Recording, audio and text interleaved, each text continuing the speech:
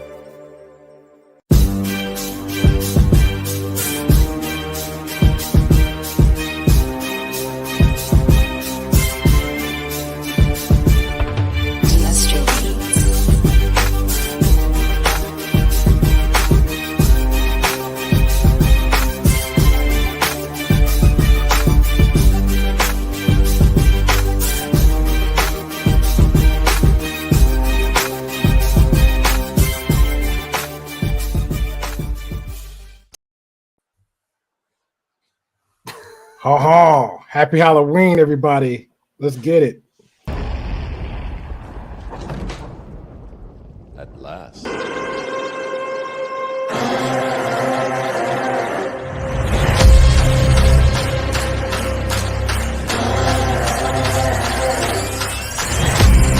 The king's back and the throne's mine. The future's here and it's my time. Straight shot, going for the head with it. Take his head off and say that I did it. Good riddance. Say hi to the bad guy, I'm back in business. If you took what's mine, I'm back to get it. There's nothing you can do, I'm back with vengeance. Now turn me loose. Now turn me loose.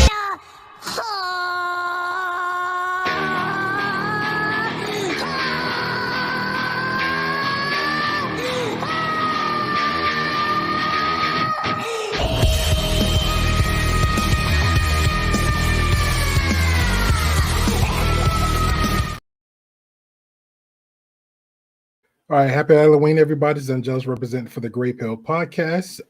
If you're new, definitely hit the subscribe button, hit the bell notification, hit all that good stuff, and we're gonna get the intros out the way. Universe, shout out to Grey Pill Podcast. Go holler at him. Hell yeah, give him a like and subscribe. Go view his channel if you will. Courtesy of Classic Lights. For all your Spanish watchers and viewers, Telemundo, Univision, Galavisión. Hola, buenos días, buenas tardes y buenas noches, damas y caballeros. Por favor, suscriben, gusten y por favor compartir este canal de YouTube. Cualquier parte del mundo donde están ahorita, por favor. Familia, amigos o socios de trabajo, lo que sea, por todo el mundo, por favor, suscriben al canal del Grey Pill Podcast, el Pastilla Gris, por favor. Muchas gracias. Appreciate that. So let me just go ahead and bring everybody in. A few people will be coming in late. But again, happy Halloween. Everybody got children to take care of some stuff early. Some people did doing theirs like now. Some people are doing theirs late. So I appreciate everybody for coming on through. So we're going to bring Wes up in the building. Appreciate you, Wes. Good evening. Happy to be here. Appreciate you. And we got another costume, the Invisible. The Invisible Woman, everyone. She is so invisible. Look at her. Let me put a little, get her up there. I think we're messing up her thing there. No, that's her costume. That's her costume right there. Ah, she fooled us. We thought she was visible again. We thought she was playing as the Visible Woman. I was like, oh, she tricked us. No. I didn't think it would take this long to retrieve my lumberjack or lumberjill hat. So it took longer than I thought. Okay. So like I was telling telling Wes earlier, telling you earlier. So all the times Wes be, shysting on the Canadian community. So I decided to be a French Canadian today, just to represent a little bit. So when he decided to act a little bit tricky-ish for Halloween, I have to give him a treat. Appreciate you. Yeah, that's right. How it should be. But recognize. Okay. Yeah, so I'll be a little bit petty too. When West attack, I'm gonna come in with the counter. Hey, and I'm a Canadian lumberjack. So really, Wes, now you are in the minority. Yeah, that's right. Two Canadians on the panel today. That's right, buddy. In your face. There you go. Oh. He's stretching. I was like, yeah, it's gonna be a good word about Canadians. You're gonna get it today, buddy. Appreciate you, Maribel, for coming on through, and happy Halloween. 2 Canadians at once. Sorry, pardon. No, you couldn't. Not if you're like. Listen. Yeah, I'm part of Petty too now. I'm part of Petty, and we got Neve in the house, so she's Canadian too. So we're gonna all the Canadians gonna come up in dog pow. Yes, we were like all the Canadians gonna come up in dog pow. For Canadian. You'd have loved it. It was a cool one too. On the Canadian space I be representing all the time, they had it's like 5 channels. They did a whole rotation for Halloween night. So one channel, everybody came over there like 7 o'clock. I forgot a pepper eating contest. The second one was like a pumpkin carving. Another one was a trivia. Another one was a costume contest. And then everybody just came all together. And the last one just chilled and just cracked jokes and everything else. It was really nice. Oh, that's cool. Very nice. So no one ever invites me to anything. It's not like I just want everyone to understand. It's not like, oh, I get told about things and I don't show up and I'm all stuck up about it. Like, no, I just never get invited to things. I get told about them after the fact, and then I get told, which is just like adding insult. I didn't even know I was gonna come. You really would have loved it, Ruby. Like, I feel the jabs coming. Honestly, I didn't even know I was gonna come, but one of the guys, Harley Dad, he's like one of the mods here, and he came on the platform a lot. And every time, like wherever I go, he's like a mod there, so he's always dropping the link and supporting the channel. So when I found out he was going to be hosting the channel, I was like, oh, I'll just make sure I come there, because I think that Saturday I was working, I was getting off late, but I didn't even get enough sleep. So I was like, I don't know if I could. So I still like try to make an effort, at least be in the chat. So that was it. I was dog tired that day. Even today, like I made some homemade ramen. Saturday? Oh, this all happened like not like today. Yeah, this is like literally just happened this excuse me, a couple days ago. My calendar's off. Yeah, my calendar's off. My calendar's off. I apologize. I know today, last night, I made some bad ramen and it didn't agree with me, so I was like in the bed like all day. So that's pretty much my time from there. Yeah, I literally had to run to the store room on Saturday, so I wouldn't have been able to make it anyway. But not because I'm too stuck up, but because Mr. Roops had a fever of over 40 degrees, and I wanted his brain not to boil. So that was okay. I feel like she projected just a little bit, Wes, just a little bit. She let. Well, I'm not stuck up. I know. I'm just not. Speaking of stuck up, though, I'm wondering what Wes is dressed up as today. Like, is it just like, an asshole, like AKA himself, or like? To be fair, there she hit first shots though, Wes. So it's all you now. I didn't know we were going to be in costume. I can put my Ghostbusters jacket back on though. Oh, seriously? Oh, yes, that would be awesome. I would love it. Personally, I would love it. Might as well. It's Halloween, guys. Like, Like, okay, honestly, I'll tell you, I only thought of it like at like 8:30. Like, I didn't even. I was like, I did too. I actually I was gonna dress like this for Tria Logic, because I always go and be in her chat. Every time she duck on Pearl, I'm for it. So I forgot what happened. I'm at work and I'm in the chat and I'm having conversations, and she addressed me. She's like, "Oh, Grey Pill." She's like, "I saw your channel," and she know the reason why I saw you. She's like, "I went to your channel because." Every time you're in the chat, she's like, in my mind, I pictured you as a black guy with dreads and looking like this. And I was like, really? What? Yeah, I don't know why. So she said when she went over there to the channel, she's like, okay. She's like, you wanted a safe one. So I was like, okay. So she did like a whole monologue. There you go, Wes. As opposed to all the regular Negos that are very honest. I guess so. I thought it was funny. I sent a little too much. I love it, Wes. Yeah. Yeah, I was wearing that when I took my daughter trick-or-treating. Oh, that's so cool. Yes, I love it. Man, if I knew that had some, I would have had a little theme song going. Ooh, was she something from the Ghostbusters? Because that would have been... No. I took her to, several weeks ago, I took her to Spirit Halloween. and she had plenty of time to look at all the costumes. She decided she wanted to be an angel. I'm like, well, we've got the witch here. We got this. She's like, I don't want to be scary. Oh, she's one of those. Then I I'm mean, like, she's then I cool, was, but then I went over to the Ghostbusters stuff, and they had this is a jacket. I got the jacket because it's more practical. But Yeah. they have like the onesies, Mhm. But they had child and adult versions. Like, we can do this. She's like, no, I don't want to. And I'm like, well, why don't you dress up like a giant marshmallow and you can run around and I'll set you on fire. What? I think it's a great idea. I don't know. That would have been super epic. No, that's amazing. I literally have flashbacks of the State Farm Marshmallow Fire. Love it. It's one of the best scenes from movies in the 80s. Yeah. What's the cat name for today? Slimer? This is Leonard. Kids named him. Leonard. That is not a very catty name, but okay. You should see Madrell as big and goofy he is. Like when his cat come around, he's like the biggest baby ever. Cats are actually trying to take over the world, and they don't like you. But I mean, it's cool that I agree. wanna... Did you see? There was an anime talking about that too, and I was like, this sounds so accurate right now. Right? And then they just have hope. They have hope beyond hope. Like in another 100 years, they're gonna run everything. 100%. I'm so convinced. Like they look at you like they don't like you. See, what happens is like they don't look at you like that because you're already fooled. But people like me, they'll sit on top of that dress or whatever, and they'll look at you like, yeah, say something. I'm gonna get you. I will mess you up. Like they look at you like that. Like they now, cuss you when with I was their a kid, eyes. my aunt had these three meanest cats ever, and one of the cats was like, well, like if you come, like it was like a invisible border. If you get near that border, it'll just hiss at you and run at you, and then it just stop and go back to its like go side of fence. Like it was weird. That cat was mean, very mean.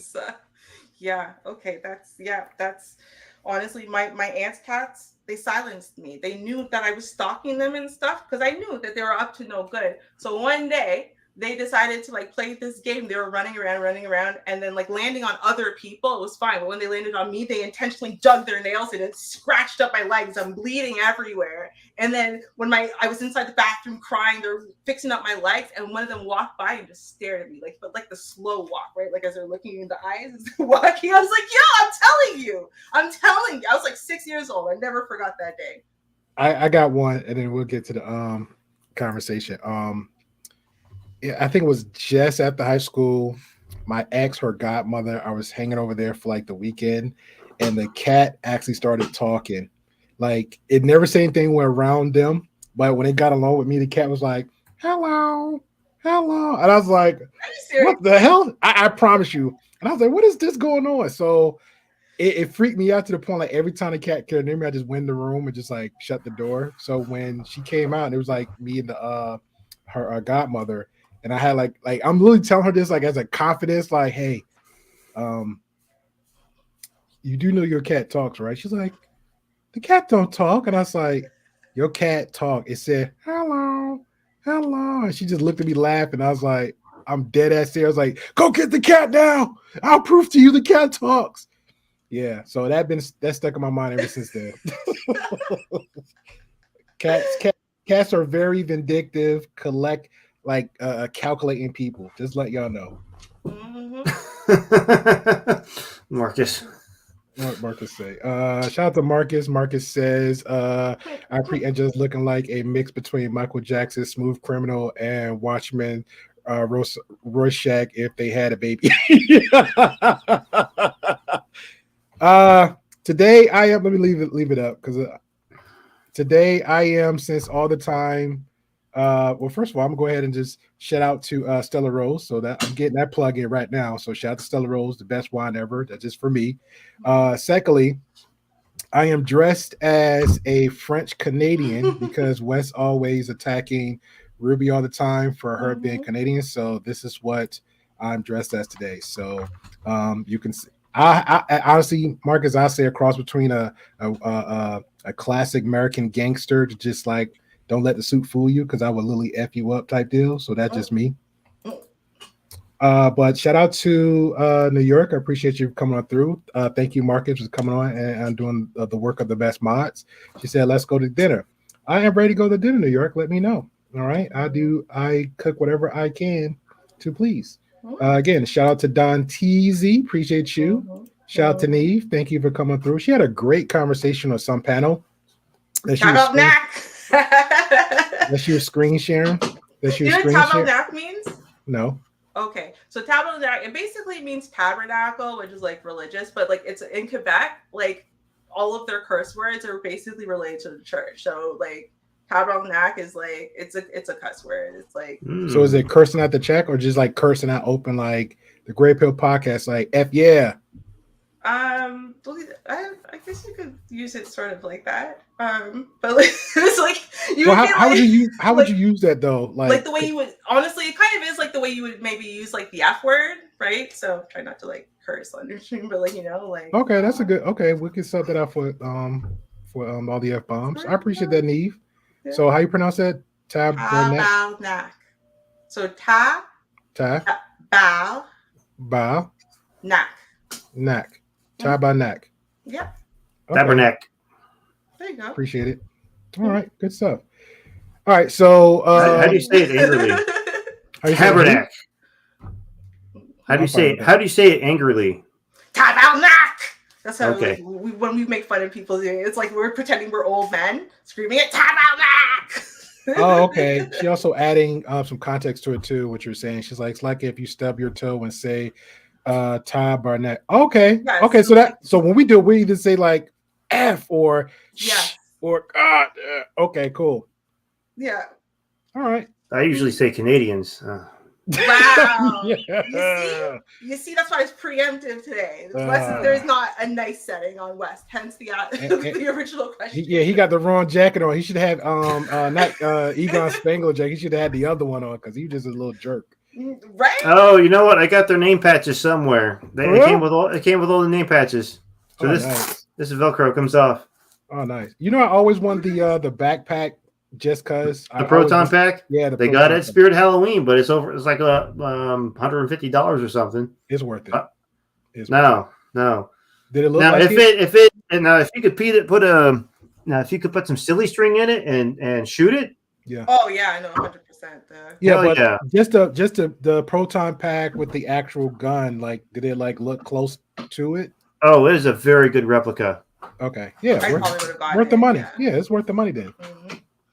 I'm really big on Halloween.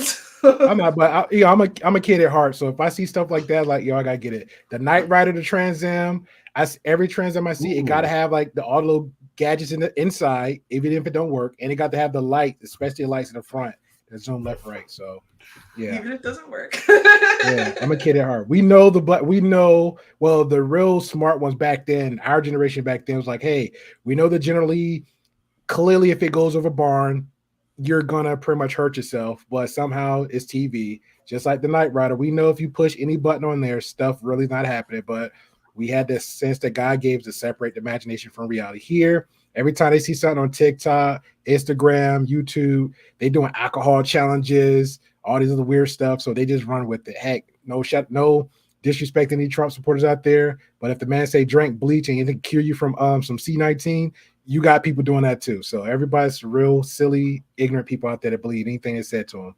And that never happened. True. Okay. Okay. Uh-huh. All right. So I don't know if anybody's seen it. It's been going like a little bit wildfire where people I guess because of the Cheesecake Factory conversation that we all know that was fake. So now they claiming that the women and the men is making lists of, where to not go with these people on certain opposite sex. And I'm sitting there saying to myself, if you're saying all women and all men got together and make a list, I never got the invite for that one, Ruby. Me and Wes never collabed together. Like, hey, let's make a list of what dates where we would not take certain women. I didn't know that was a thing. What grown men or women run together and do this? So I thought it was very weird. So did y'all hear anything about? You as a woman, did you get a list somewhere out there? Like, hey, let's get together some emails, some documentations. Let's get together and get a list together for that, or just because you're married, so you're just out of the list bucket? Yeah, I mean, maybe they just don't include me. But I'll tell you where I think the list might come from. And this is just because of knowledge I just recently learned in a YouTube video about another kind of list. So there was a woman who was literally creating a list of all the things they don't tell you about pregnancy and early new motherhood, pretty much. And so every time that, like, she made her own list, and then she would compile information from, you know, other people doing their TikToks, and like they revealed something new that wasn't on the list. And so then people started, like, you know, adding her or be like, where's the lady with the list? Where's the lady with the list? And it was like this whole thing. I think that they do that in general. I think that, like, it's always a TikTok thing, right? And people start compiling stuff from TikToks. I think that's what it is. And one person decides to spearhead it all, maybe, or to collect all that information. But I think that that's what it's really coming from. It's like global collective on TikTok. So if you're not into the TikTok scene, you're just not going to know. There's some data and statistics on that. age gap so in between the women and the men, like who's making the list. I need to see that. We need to compile the data. Guess. I ain't gonna lie. When aliens come here, man, they're just gonna go ahead and just set this sucker on fire because it doesn't make no sense no more. No sense. Chat, let us know if y'all heard anything about the list of a bunch of women, bunch of men, you know, getting together and just like, hey, this is where I would not date or take a woman or man on the first date. So, all right, so we're gonna get to the list. Shout out to Org. Appreciate you for coming on through. Thank you. And thank you, Neve, again, for adding another slur word to my vocabulary. Appreciate you on that one. So we have two for the men and women. So we're going to chop up for both of them. So we have here says, group of ladies make a list of places men shouldn't take them on the first date. So the first one is Cheesecake Factory. We'll do agree or disagree, and then we'll have the conversation. Would we take the ladies out to a first date to Cheesecake Factory? No? Okay. I'm like, I don't never go, so that wouldn't be my option. Are you okay with being taken out to a Cheesecake Factory, Ruby? I've honestly never been there. Like, I don't even know what the vibe is or what I don't either. The food's So, like. Cheesecake Factory is amazing. All right. It's a higher tier chain restaurant. They have and they're always a very large place. It's not a small intimate setting. It's a very large place. That way you have a very large menu. You have all kinds of cheesecake options, but they have full menus. But the reason why I say no, I wouldn't take a girl there is because I don't want to spend that much money on her. That's more like a third date thing where I'm like, okay, you know what? There's something here. I really like this girl. I want to have a so what's better the average time with price her. for a Cheesecake Factory then? What's that? Like if you're just trying to be like just cheap, I guess. Oh, it's higher end. You don't find that in like you're going to find that in a what do you call it? A more well-to-do area. Okay. A more affluent area. You're not going to find that in an average area. It's a. So is this place like Dimitri's? Like, do they just sell cheesecake? Like, I don't No, really they know have full menus. They have full menus. Oh, okay. They have a full. You can have a nice dinner there. Yeah, you can have a very nice dinner there. But their claim to it's kind of like when you go to IHOP. They have all kinds of different friggin' pancake options, but they have but a full IHOP, menu. you got a dildo. Like they do like what birthdays, special Tuesdays. I could have swore you said dildo. Friggin'. It kind of. I also did sort of hear that. Also, I was waiting. Sorry, for the punchline. I did. It's that French Canadian accent.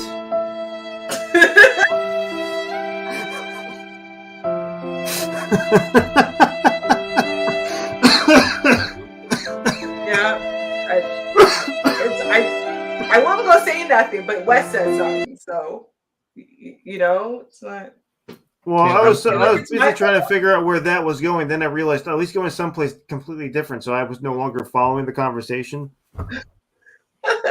Marcus said, "What came first, the men or women?" I don't know, Marcus. Women's list. I think the women's. Yeah, we're working on women's list here, but as far as like whatever I seen, I think the women's list came first based on that whole little Cheesecake Factory girl that pretty much was a fake.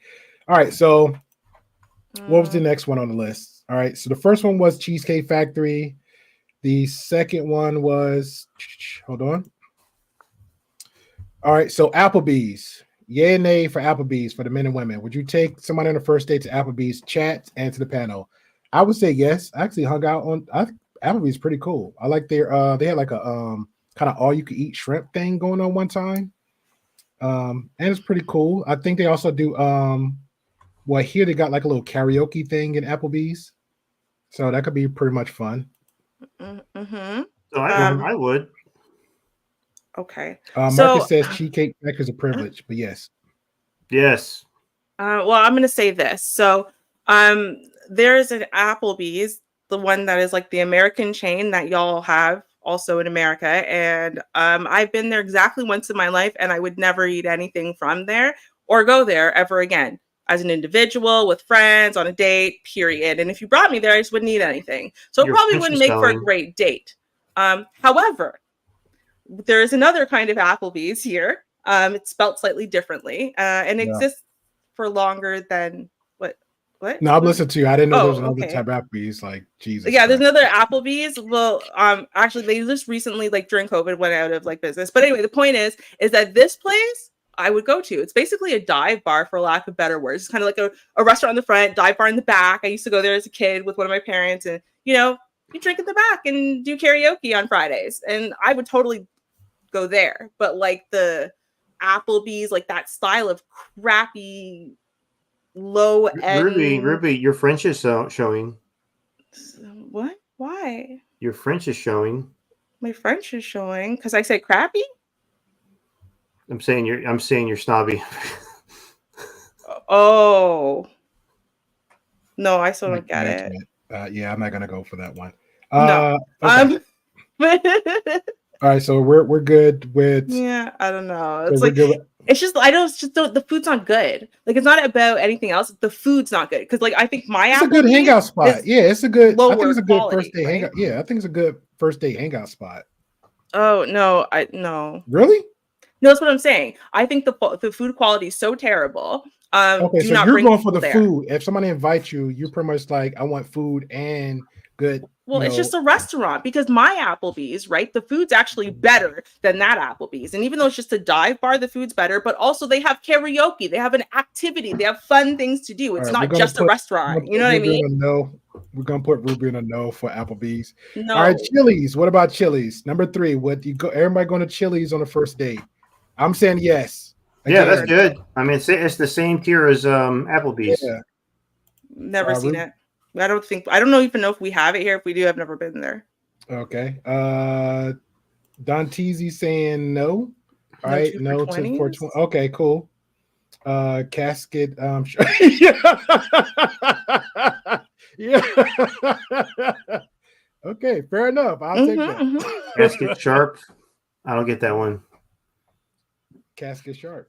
Okay, so what about what's the next list? So I guess we pretty much put Chipotle. Same answer.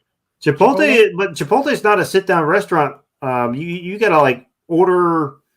You gotta order from the counter, and they prepare for you, kind of like Subway. Order for the counter, then you go. Like, that's good for a casual lunch. Like that's good for a casual lunch. Chipotle is good food. So is it like Taco Bell or like a McDonald's? No. Think about it. It's Subway. It's like Subway, but with burritos and burrito bowls. Cooked food. Yeah, you can have like a like kind of like a taco bowl type thing if you choose, and something else like a burrito. It's something like a mixture of that. But it's line assembly style. Yes. So that's good for like a casual lunch. Yeah, I would probably be down for something like that. Just because I can kind of make it my way. Yeah. Make it my way. It's going to be good food because all I hear is everyone talk about how good it is. So it's going to be a good eat. So at least it'll be worthwhile in that way. You guys can kind of invest yourselves into making fun of each other's topping choices or whatever.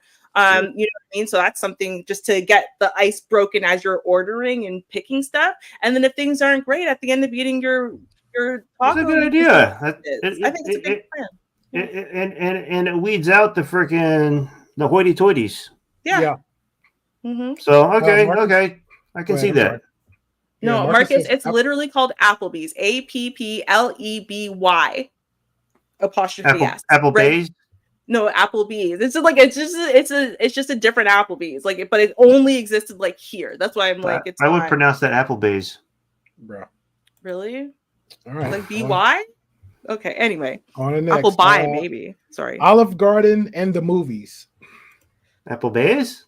Didn't Olive Garden like kill Apple a bunch of Bays? people or poison a bunch of I don't know. people? I or didn't hear something? that. Olive Like a Garden long actually time never ago. went.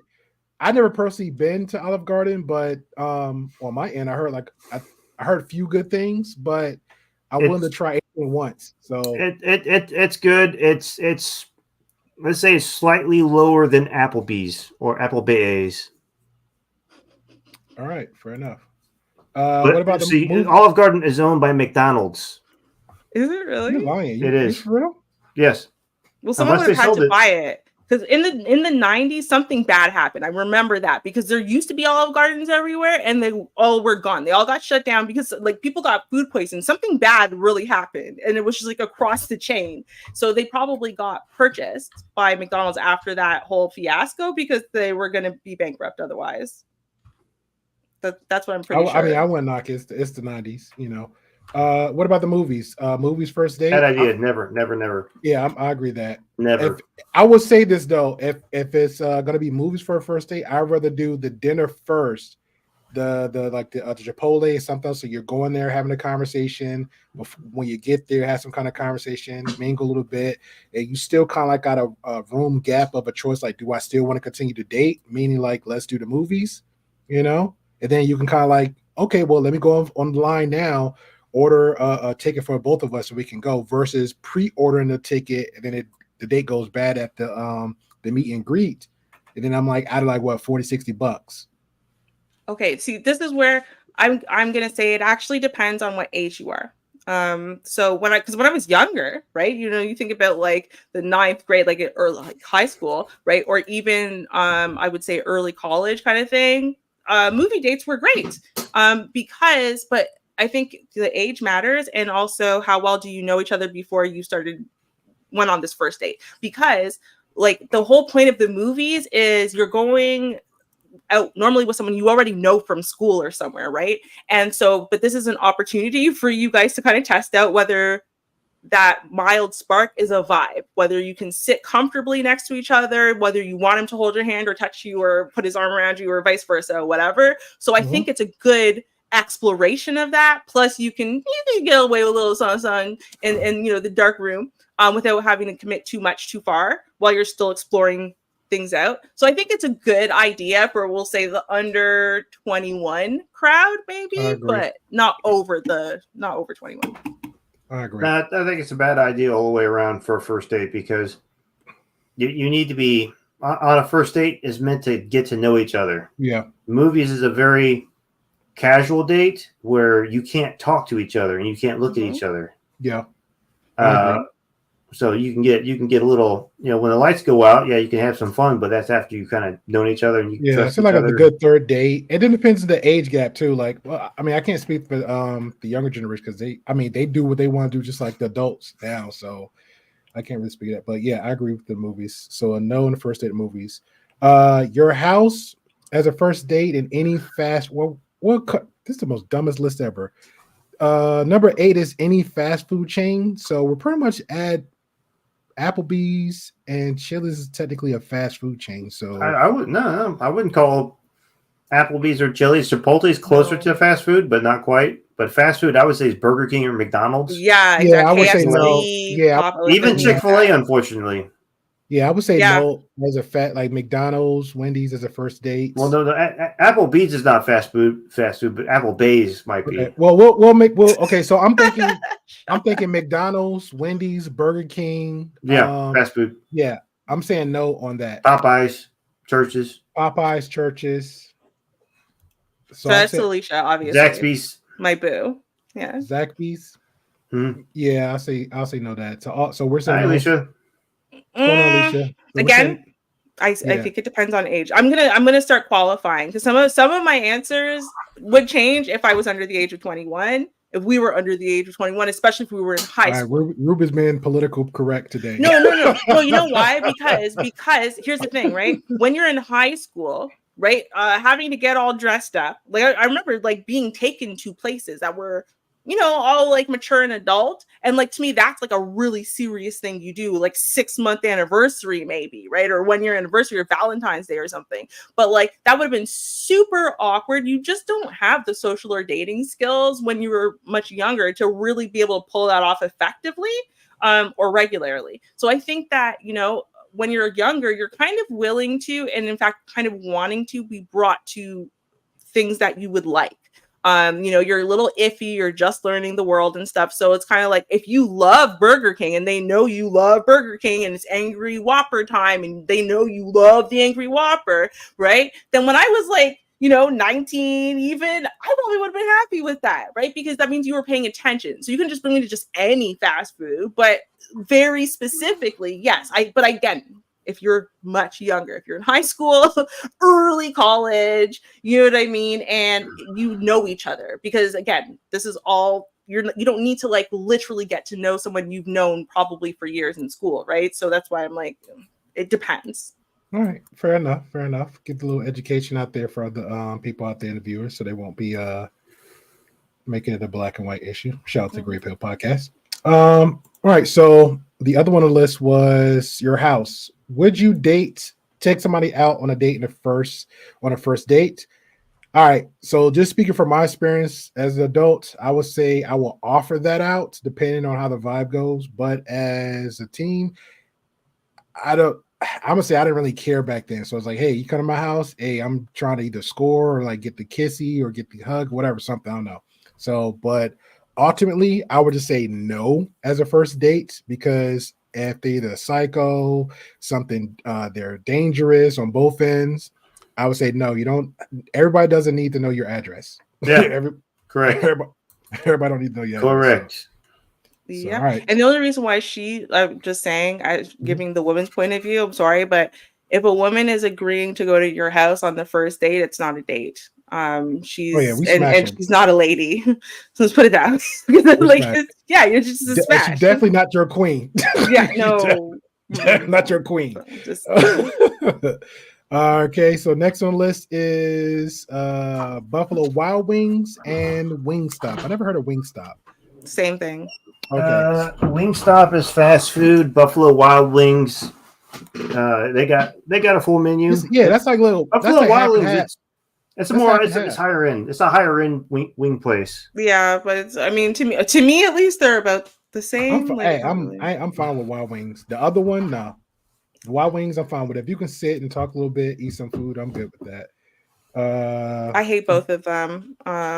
For a first date as a woman, and I'm not even, remember, like, I'm the type of chick that likes to frequent dive bars. So, but I'm saying, knowing women, right? I was one of the few women in the dive bar because women are certain ways, okay?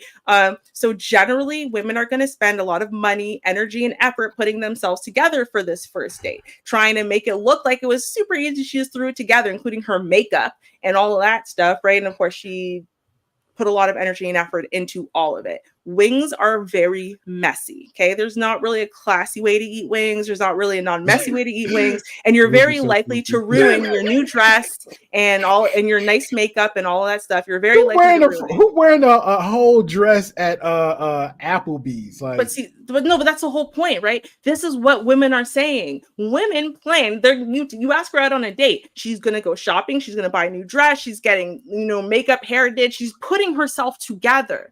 Right. So that's why women are saying, I don't want to be taken here on a first. Like, this is like, I invested energy and effort into looking good. Right. So that's why I'm saying you're going to pick her up unless you tell her, hey, dress way down because I'm going to bring you to a bar to eat wings. Right. See if you can get down and dirty. Unless you're literally buying for that in event. Don't bring it on her. She's going to get pissed off. Right here. I'm with you 100%. But this is a perfect example right here.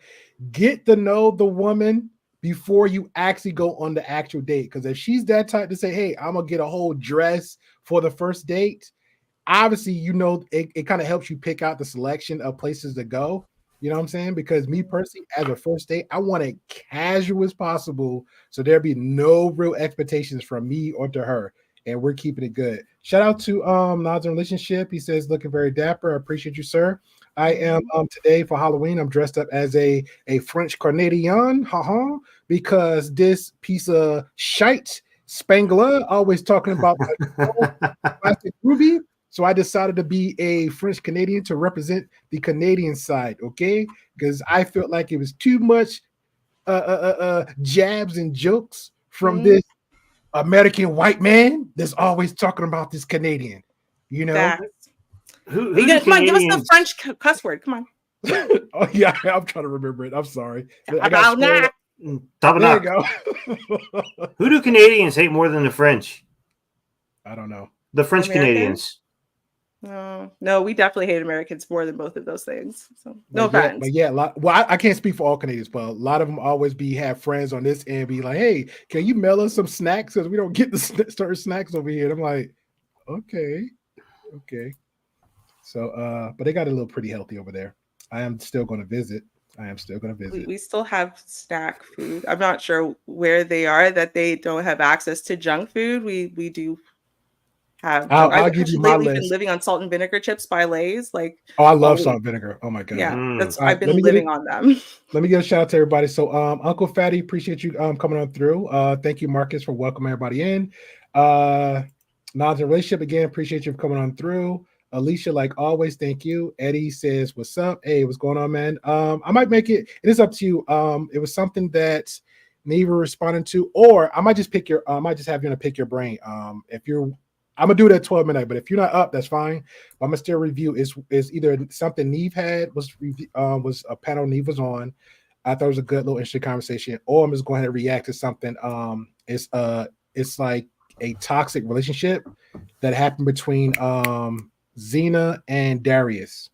Very, very interesting. So you're more than welcome. Come on through at 12 o'clock. I'm gonna maybe 2 hours after this is over, and then I'm gonna have I already got a thumbnail ready. I just want to just pick somebody's brain for that, but I'm gonna react to it regardless. But it's a good conversation. All right. So Alicia, appreciate you coming on through. Eddie says, "What's up?" Appreciate you, Eddie.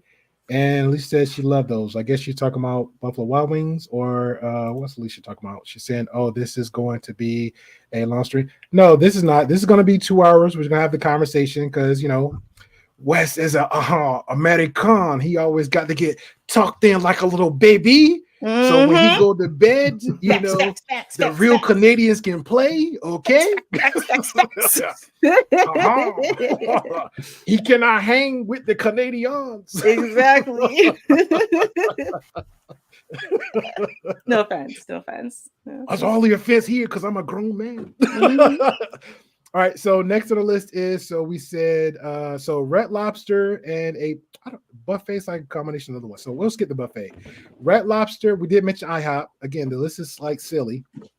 Okay. IHOP is a chain. Denny's is a chain. Okay. First date to the chat in the panel. So would you take a girl or guy on the first date to Red Lobster or the gym? Red Lobster. Well, you can't even see it because it's green. Hold on.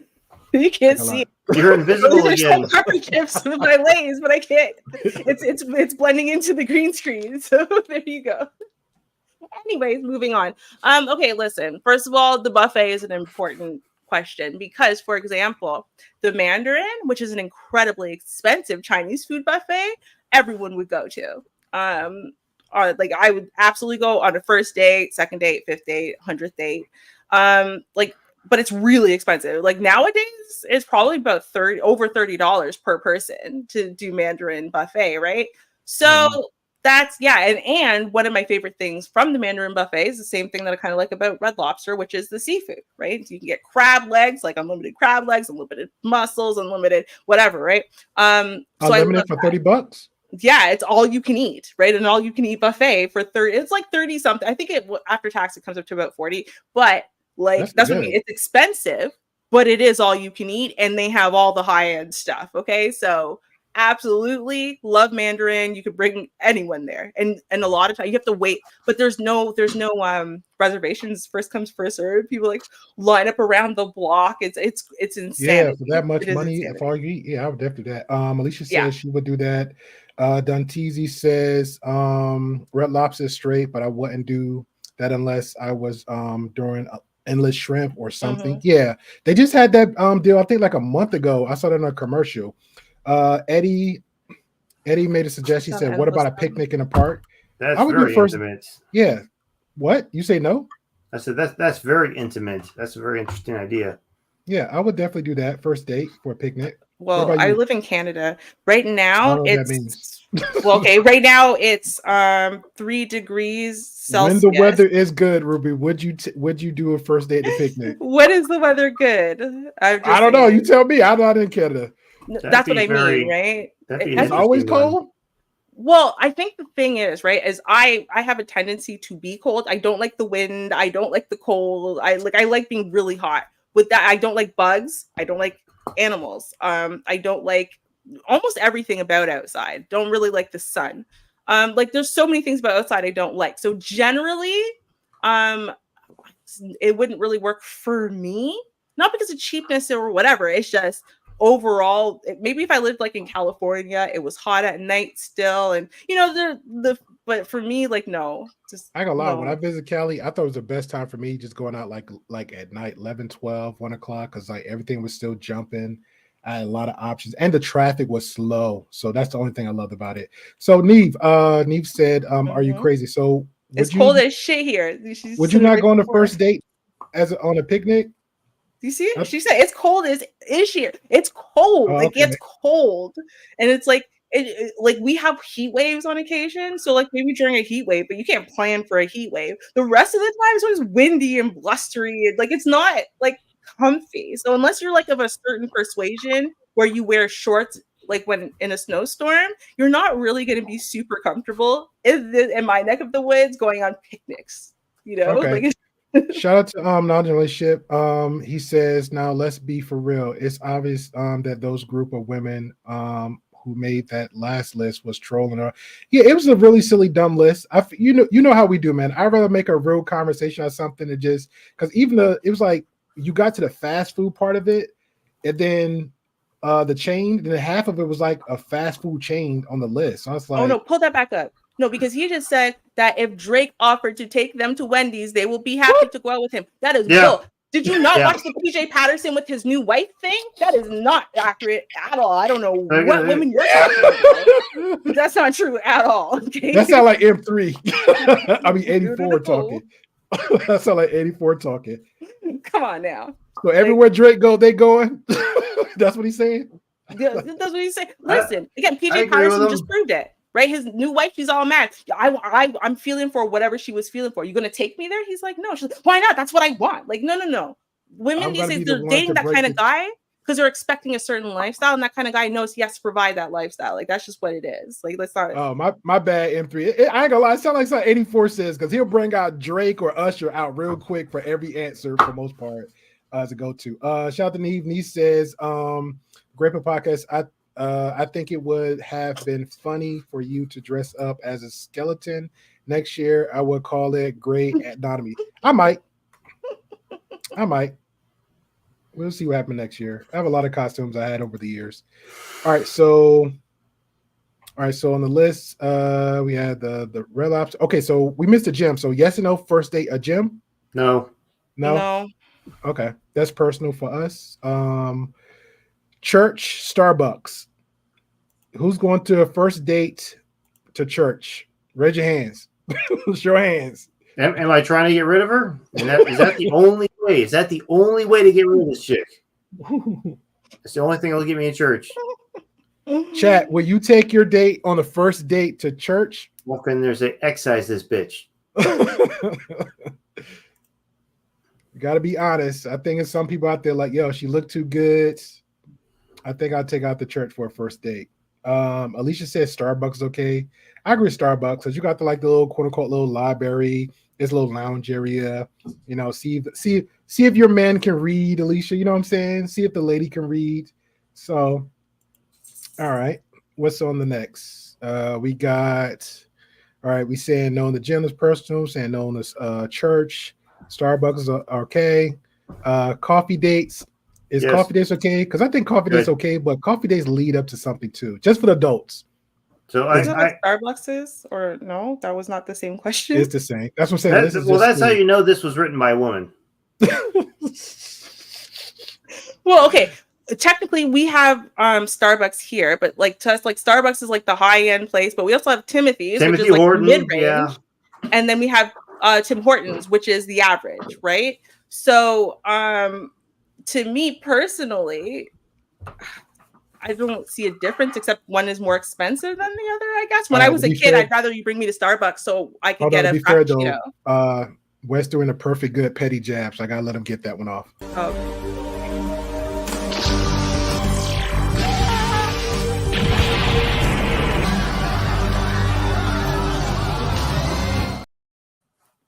All right, are we good now? Yeah, we're good. That was okay. for Wes. But to me, like when I was younger, I like, because a frappuccino was like $10. I could afford to buy myself frappuccinos all the time. I did, and like bankrupted myself, but still. So, maybe I would want that back then. But like generally, I think coffee dates are good. They have to be earlier in the day. And Mhm. I think I said this last week, you as the man have to be prepared for what comes next. So if you guys hit it off over the coffee, there should be what's next now, No, like, I mean, in the same day, you should have hey, the conversation's vibing. So do you want to do this now? Right. Do you know what I mean? Like, yeah, I'm gonna use when Poppy was on here last week, I'm gonna use his advice last time. He said, hey, talk, vet her out, get the vibe going for at least longer than a month. Don't rush to get a instant date.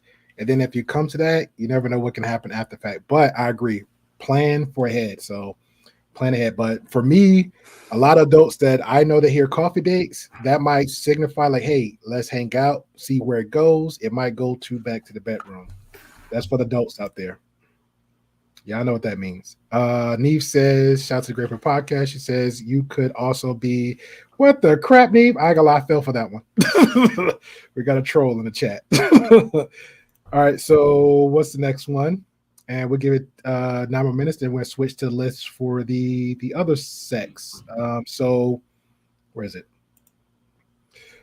Okay, so next to the list is, all right, we said coffee date, ice cream date, and family functions for first dates. Would you do a first date for ice cream dates or family functions? No on the family functions. That's weird. But ice cream? Very weird. Ice cream's just fine. Well, you might want to know vague things like, do they have a dairy intolerance? Are they vegan? Why would I be with someone why would I be with someone that's lactose intolerant? Like, wow, that's wild. That is absolutely wild. You know what? They got sherbet. She'll be fine. Okay, you have some skill. Absolutely wild. That's a good one. All right, so okay with the ice cream date, knowing the family function, a little bit too extra personal. I agree with that.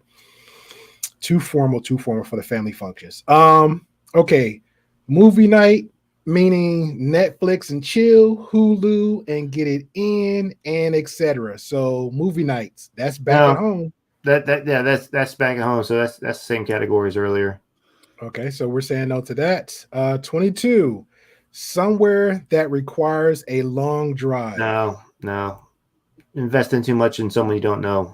That's a lot of gas money. I ain't gonna lie, that's a lot of gas money. Well, you're also trapped. Like, what? Like, you guys don't. If it's my car, I'm not trapped.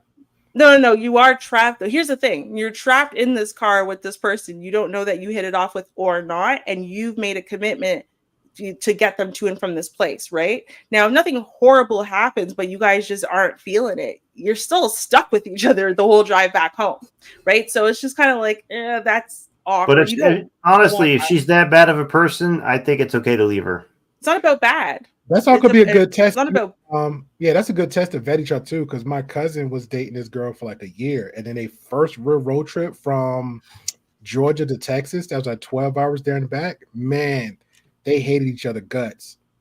So if you can't, but like that's what I'm saying though, right? But you also could have two people who might actually be beautiful together, but on the first date, you put them into that type of scenario. They don't know each other yet, right? They don't know enough about each other and what makes each other tick to just show respect and consideration, and to not needle them or get under their skin when you're not meaning to and whatever, right? Because under the right set of circumstances, two people who get along beautifully can end up at each other's throats, right? So, like, regardless, and it just comes down to, this is why you should actually know things about each other, and build up a Okay, little bit so of what's time first. what's the longest distance then? Are we saying like a 30-minute or hour drive to the place of destination? Would that be enough time to kind of weed out whatever going on between the two? Yeah, I would say a maximum of an hour, as in, if like let's say you guys just hated each other, right? You wouldn't feel terrible knowing you've now left them in this place you promised to get them home from, and you know that it's not going to be like an easy thing to figure out your way home from there. So I think within an hour, you're pretty comfortable that this person could find their way home without it, being a terrible inconvenience, right? Yeah. So I would say about an hour. Nazar Richard got a good advice. He said, "Would it be better if she drove her own car and meet the man at the plan?" Look, yeah, I agree with that too. That's pretty standard these days. Meeting each other at the location. I agree, especially for a first date. But some people want to be like, little chivalrous and stuff. Like, I'll come pick you up and stuff like that, and like she open the door for her. Some women like to have that experience too. But I agree with for a first date, yes, we meet up. We can meet Depends on up. how well I know you already. In general, like I don't let people know where I live unless I really trust them. So there's no way I'm letting you pick me up from my house. You could pick me up from like down the street or something. That would be fine. That's fair. That's fair. General, if you like you, I mean, why? Yeah, if you like you, why not? Just build from there. Yeah, I'm fine with that. Okay, so it said family function movies somewhere in the requires long drive, bowling and nightclubs. Yes, on the bowling for me, but nightclubs first date, nah.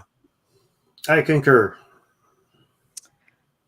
I would actually do the next three. I probably would actually have done on a first date. And I depending on the woman that you're The hookah talking bar about, and the bar yeah.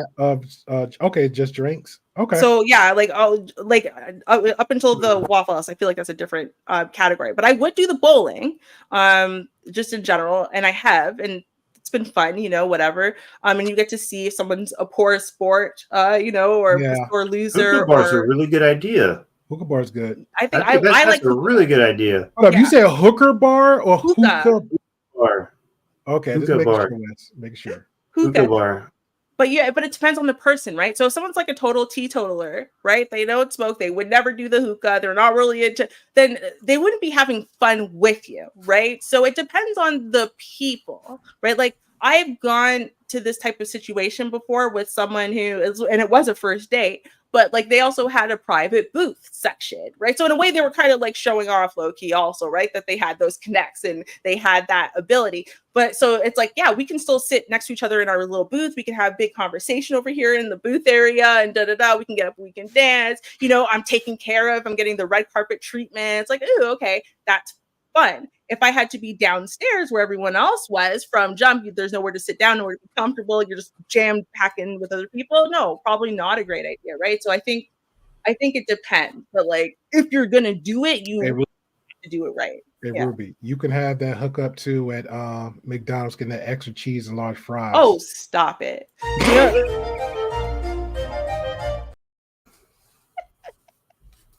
Just stop it. I see Inky. Inky's like, ooh, look how sexy Grey Pill's looking. Ooh. Inky better hit that link. I gotta sounds for you, Inky. You gotta do it. Inky better hit that link. Hey, Inky, I appreciate you for coming on through. Again, if y'all guys are new, hit the subscribe button, hit the bell notification. It helps us out a lot. Appreciate you, Inky. Just a heads up, Inky, I am dressed as a French Canadian, because Wes always talking smack about the Canadians out there, so I got to represent for the Canadians all the time. Come on, tap on that. You can do it. Oh my God, you put me in a spot. Tap on that. Yes. Yes. Okay. Flip it, everyone. Flip it. Oh man. All right, so we're done with the other list. So pretty much anybody's news coming on in. We're talking about what the first list, since we had the conversation about the cheesecake factory girl, which we knew was a fake. It was a conversation nevertheless. So now we're talking about the conversation of, somehow magically all the women got together, compiled the list for the men on first dates. Then all the men got together and compiled the list against the women. You know how the media gets, right? They say all men and all women, and we know there's a bunch of shite there. So with that being said, so we decided to go down the list to see what we agreed to and not agreed to on a first date. So we went down all the lists for the men and women, what we agreed to not agree to on the first date. So we're done with that little trashy thing. And then there's another list. So the list for this one is some men has now gotten together and made a list of the women men should never take on a date. All right. So these are, I guess, the type of women. These are the type of women. So we're going to go down that list and we're going to hash it out. Okay. So unfortunately, it's pretty much all women everywhere right now. So yeah, apparently it's all women everywhere. So apparently Ruby never got the memo. I, as a male, never got the memo. Wes, as a male, never got the memo. So we're going to go ahead and hash it out now. So, all right. So for the list, some men have now gotten together and made a list of the women men should never take on a date. So single mothers. I remember I was on a panel about this a year ago, debating and fighting for the women about the single mother. So me personally, unless your child is well behaved, well raised, and again, your children comes first to the mothers out there. Always, I personally have no problem dating a single mother. I personally have no problem with it, long as there's rules in place in it. But if I'm seeing that this person is like putting me first, like for everything over her child, that's a problem for me. That's problematic. I should not be. If we're just meeting each other on the first time, I should not be in your house in the daytime, with the lights on and the kid just run all over the place while I'm trying to like get to know you. That's a red flag. Respectfully, if we get to know each other and she's welcoming me in her home, the kid needs to be asleep in bed at a later hour, and I'm tippy-toeing in the other room, but I'm not hanging around the living room and everywhere else. That's just me. So what's your thoughts on the single mothers? So I've dated a lot of single moms because of my situation. On paper, it seems to make sense. Because I have my two girls that I've raised on my own since they're both in diapers. And all single moms are crazy. Bruh. So I still try to give them it all. I still try to keep my hopes open that maybe it's possible, but I have not had good experiences. They seem to forget what it's like to have kids, despite the fact that they have kids. And they still get jealous of the fact that my attention has to be given to my own children. You would think that they would understand these things, but in practice, they do not. So I have not had good experience trying to date single moms. It's weird. I actually had good experience with it. It just wasn't, I guess, like when you want to move a little bit further, it wasn't right for me. So I went somewhere else. So, but I had actually had good experience with single mothers. The single moms that I've seen, again, very respectful, held their boundaries to the T, had their own, even with the baby father dynamic. If they wasn't in their life, they wasn't trying to play the game of let me still reach out to them to get like $100 or $200 or something dollars for the kid. If that father wasn't helping out with the child, you just don't need to be there. If you feel like to be reaching out to the kid, then that's your relationship with the kid, but our relationship is dissolved. So those are the type of good single mothers that I came across, and it was very respectful, great family dynamic. So, sometimes you just have those, I guess you would call it mistakes or love struggles at that moment. And because of that, you had a child. But every woman that I dated that actually had a kid at that time, for the most part, a large number of them was very respectful and know what they're doing. The few of them, again, that's the ones I picked. It wasn't a good pick. So I was like, okay, but I never claimed them as crazy or B. It was just, hey, you know what? It's not the right fit for me. Let me move on somewhere else. And that was it. Shout out to Cold Truth. Appreciate you, Cold Truth. Everybody, welcome, Cold Truth. Thank you, Alicia. Uncle Fatty says it's the dads you gotta worry about, not the kids. Boom. But again, you got to, like I said, you got to figure it all out. Ask those questions. Like if she's a single mother on a first, second date, if it comes up like, hey, how's the relationship going between you and your kid's father? Because I don't want to be that middleman, because I heard a lot of scary stories too. What dude Newark says, I don't date men with kids. Hey, I don't have kids, so there you go. Shout out to Marcus. Marcus says MILF is high search category. It's spicy sites for a reason. For me less. Boom, I fell for that one. Shout out to Quit a Word. I appreciate you. Thank you for coming on through. I like your avatar. Cool little avatar. Thank you for coming on through. 12th man said big as the Grey Pill. Appreciate you. And that's Grey with Grey, but it's Halloween, so to each his own. All right. Well, let me call Cap. That's what I've decided I'm going to do. What you call Cap on? Yeah, I'm going to call Cap on the fact that men should not or do not choose this kind of woman. And the reason why I'm going to say that is because generally the women who are psycho freaks as single mothers were psycho freaks before they were single mothers. Do you see what I'm saying? Like their personality, or generally most of the things that make them problematic or not. They were hoes, they were this, they were that, they're cheaters, they're liars, they're manipulators, or users, whatever it is that makes you a bad person. Generally, they were like that before they had children. So you should not pick people who have certain very negative qualities or get themselves caught up in certain types of drama, because it doesn't have to be a baby daddy that is a problem, right? Because women's exes could be a problem whether or not she's ever had kids, right? Her being it's like we can try to make it about she has children, but it's just not true. And it doesn't really play out that way in reality. The reality is that if she's a good woman, whether she's had a kid or not, men are going to be lining up to date her. And I'm just saying that because I've seen it, like personally. My mom, after having me, obviously she had me very young, and I was very much an oopsie. And, she did get married after conceiving me, let's be real. Before I came, but after conceiving me.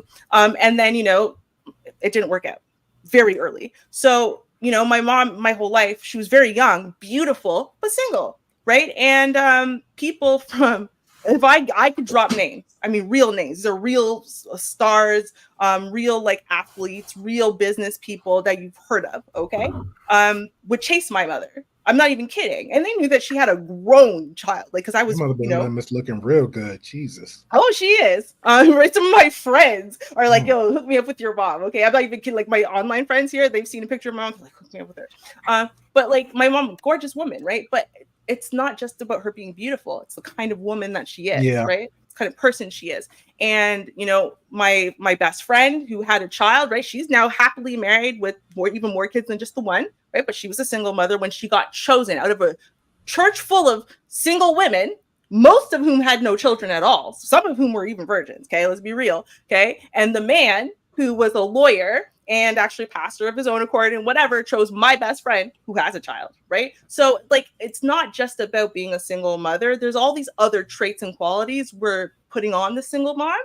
But I think it's really more about what kind of woman are you? What kind of quality of woman are you? What is your character about?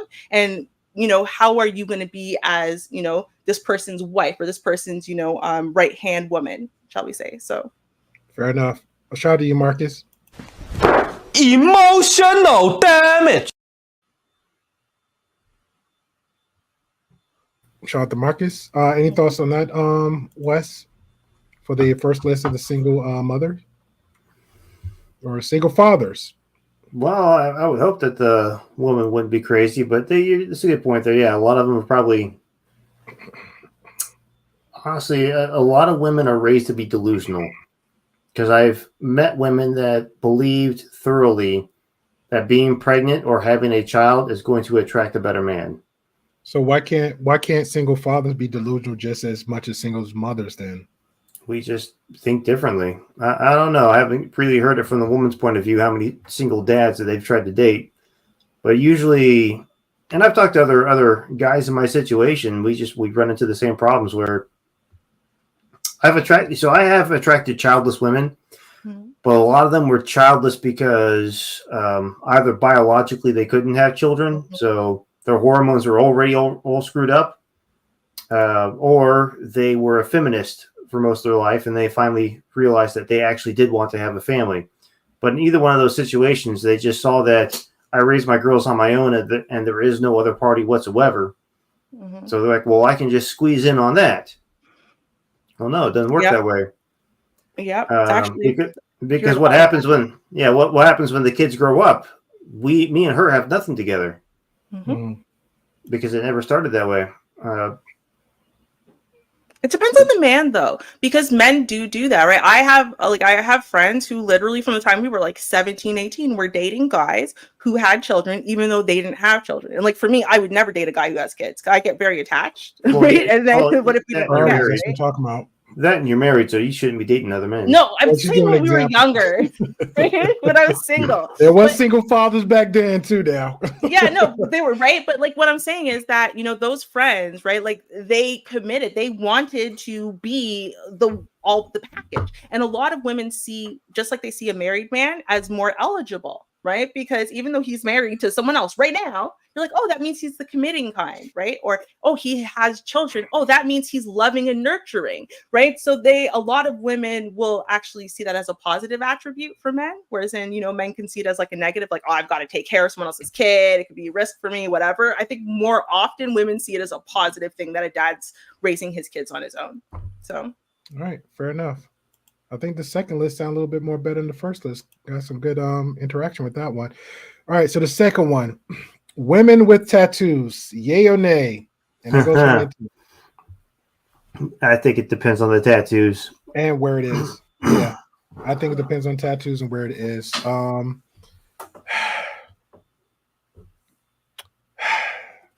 right, I gotta be honest. If I see a tattoo on your lower back across your buttocks, it doesn't mean that you are that, but the stereotype is a tramp stamp. So I apologize, ladies, if you got your child's name on the back of your top rear of your waist. Oh God, that's a horrible idea. I am sorry, ladies. And this is me. This is another one. Somebody said they was gonna do this. If you got a tattoo on your private part, yeah, that's the red flag. If you got a tattoo at the rim at your mid waist, I don't think, and it depends on what it says too.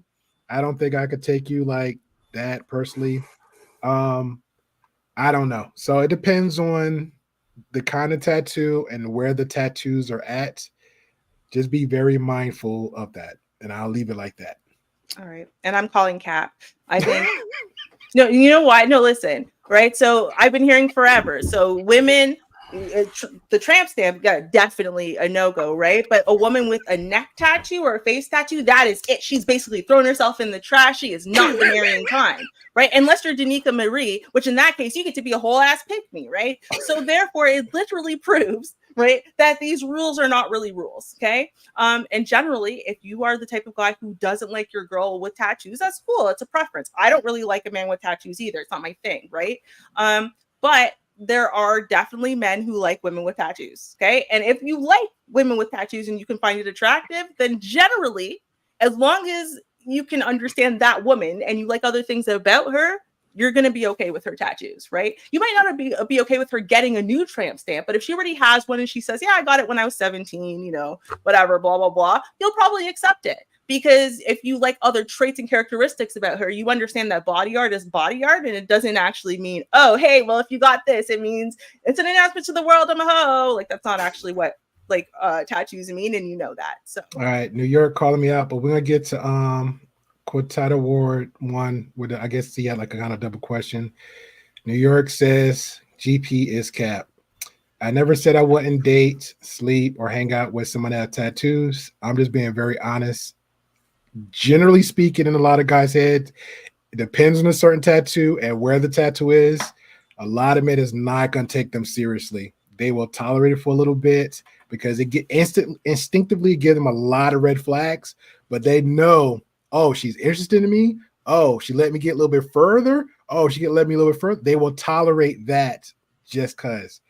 Again, for me personally, if you're carrying yourself as the quote unquote good girl and have your boundaries and everything you're moving forward with, I am fine with the tattoos. Okay. It depends on what kind. And I'll give an example. I knew somebody have like the little flower kind of blossom tattoo on the shoulder coming down here. I love something like that. Something very elegant, something beautiful.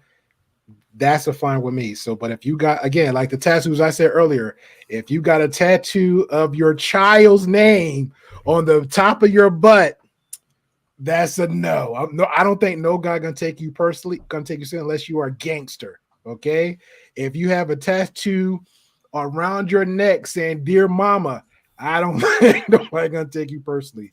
If you got a tattoo around your private area and says "Peaches for days," I don't think they're gonna take you. I don't think they're gonna take you personally. Okay, I'll leave it like that.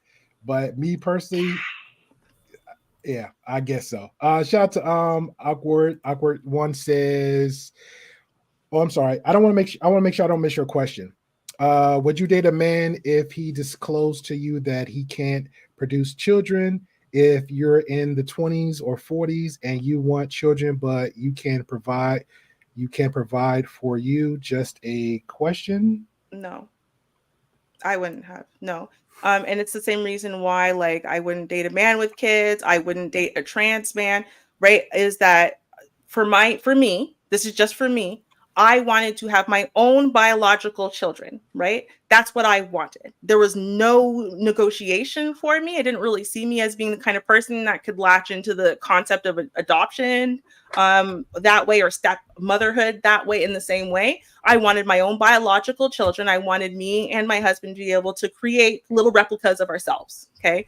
And so as a result, for you to say you either didn't want to do that or that you like couldn't, for me, that would, we can't get past that. Like, I couldn't have been able to get past that. So it would write you off right from jump. All right, fair enough. He or she said that's understandable. Okay, cool. All right, so on to the next. You're still calling me Cap. It's all good. I still love her. So number 3, women who dress like this in public. I don't know what they mean by that. I don't know. That's it. It's a silly list. Number 4, I guess sex workers, OnlyFans girls, mattress. Oh, Mattress actresses. Mattress actresses, strippers, call girls, etc. So yeah, P-Hub. Undateable. Yeah, I don't think Instagram models and bottle girl. I don't know. I mean, you guys are gonna have to talk about it from the male's perspective, but I feel like those are two separate questions. Yeah, it's categories for the in the Instagram sex girls. industry and a sex worker versus you basically being a glamour beauty diva kind of model. There's a difference between those two things. To me, I don't know. Y'all talk about it. There's different levels of IG. Okay. And in general, if I'm sitting with a girl and she's taking pictures of her food to post it on her socials, I'm very disinterested, because it's very superficial. Now, if every time I sit down she's doing that, that's a problem. If it's like at special events she's doing that, well, it kind of makes sense. But I mean, let's say hypothetically it's Thanksgiving, she's taking pictures of the spread, taking pictures of family, that's all just fine. But if she's someone that sits down and is always taking these superficial pictures of food, or taking superficial pictures of herself while me and her are on a date or something wrong there. Oh, I'm out then, because like, and it's just me. Like, I would get the food part, but for me, if that's a job and I come in and she's the type of person like just do the foodie pics and that's part of her Instagram, I'm fine with that, only because I am a foodie. So when I go to like a really nice restaurant and the food just look amazing, because I like to cook and I like to post my meal prep them. I'm constantly taking pictures of them and I post my Instagram, or especially my Facebook. I do actually little videos. I will tolerate that. I will actually tolerate that. It's like a quick snap. We're on. Now for the what's the other one we mentioned? Well, it's like Pornhub and such. Oh no, basically when she's actually like a sex worker. Pornhub, no. And there was another one with that too. OnlyFans. OnlyFans, no, but I know people try to play the games of me personally. Yeah, dancers, no. Streetwalkers or escorts. No, escorts. I have to have. When it comes to escort, you got to have like a real secure. You got to be real secure in yourself when you're dating an escort, because there's levels to escorts too. Because we had on as a guest, and she's a real cool friend of mine. Do you got people that actually just have their special services where they just be on the phone? The guys will just talk to them, they'll charge you, or just actual casual date. So you got to have like a real security level about yourself and what's going on between that person to actually engage in a date with someone. That's why I say when you're talking to people like that, when those people in those type of lifestyles, especially OnlyFans girls, it was one that I was following, did this whole was it the crap, I can't remember the name of it, but the I want to say Great White Underbelly. It was the girl with her tongue pierced and she had like tattooed her eyes. Well, her tongue split and tattooed the eyes. She actually had a long, yeah, it was weird, but she had like a lengthy relationship, and then she ended up on Fresh Fit somewhere else, and they was asking about the whole dynamic of dating. You got to have like a real consistent conversation. Like, this is who I am. This is what I'm due. Even if I'm going to, like, people in their mind think that, okay, if you're in that industry, that they're going to smash everybody. No, because she kind of explained it saying, hey, if I'm in a relationship with somebody, clearly all those other, whoever I chose is off limits. It would just be you. But we'll have that conversation of like, hey, are you going to be, you're showing your face or camera, or just going to be body parts? It's like a whole bunch of stuff. So I think it got to be a conversation if you're actually able to get with somebody in that type of relationship. So just think about that. But for me, no, I would just have to have, if I do, it got to be a real good, straightforward conversation about what the dynamics of what us look like in that round. But Instagram is two different things. I agree with Wes. It was another one. I'm gonna make sure I don't forget it. Yeah, the bottle girls. I'm okay with it again if I come into with the bottle girls, but again, from the stuff I've seen, it's like that's part of the job they're doing, like a little side gig, but they might be doing something else. So if you're reaching to something, like I even seen like growing up in high school, there were some girls just like the dudes that used to like sell at the corner. They only doing that for a certain period of time, and they move on to something else, and it wasn't worse than what it is. So that's my thoughts on that. Okay. In my perception, at least, right? I do think there's an element of cap to this where, and maybe this is just because men like to overgeneralize their own thoughts or feelings about things and think that everyone thinks and feels the way they do. But the reality is, right, like Adam 22 is not crazy because him and his wife are both porn stars, right? Stars, sorry. Right. And that's the way it is. They're both part of the same industry. They both understand the industry. They both respect that industry. And they see them doing the XXX as a job when they're doing it on camera, because they understand that there's nothing pleasurable about that, right? It's not the same thing as them doing it when they're at home, just the two of them. And so if you're an industry girl who's in that industry, you should probably find a man who's in that industry who can understand, or who is really close to people in that industry so they can understand. I think likewise, that's about most things that has to do with sex work, right? So if you're an escort, I think that when you start getting to the dancer element, way more people overstate they would never date a dancer than actually would. That's just, I think most men would, whether or not she was the kind of dancer to do extras, as long as she doesn't do them anymore. But that's what I'm saying. You got to have a goal. Like, what are we doing moving forward? Yeah, right. But like, just generally, like, because guys like try to be like, oh, I would never validate the girl. I'm in love with the stripper. Bro, like, it's not for a reason. Right, you know what I mean? And everyone was bopping to it because it's true. So I'm like, I think that there are different levels. Bottle girl, though, or like, let's say you're one of those, those Ford type models, whatever, you show up at like big events to just walk around and be pretty and stuff like that, right? Or you're an Instagram model. I don't mean an OnlyFans model, because I'm putting that one in sex work over there because you're doing XXX things, right? But I'm saying an Instagram model. To me, everyone who says they wouldn't date that kind of girl, she's not wife material, you're full of it. Okay, that's so cap. It's ridiculous. And if it's not cap, then it means you're very insecure. I know no one likes it. I know. Oh my God, I shouldn't be saying that. I am the worst. I'm a feminist, right? But the truth is that women have been selling beauty and sex, like as models since the dawn of time. Okay. Whether or not they are models, like, on TV and magazines, whatever, blah, blah, blah, or they get to just market themselves and direct to market pay, it comes down to women have been doing exactly what Instagram models are doing and bottle girls and whatever since the dawn of time. And they've always been highly desired, highly chased down women. Okay. Giselle, think about all the supermodels. Okay. They've been doing the same thing Instagram models are doing.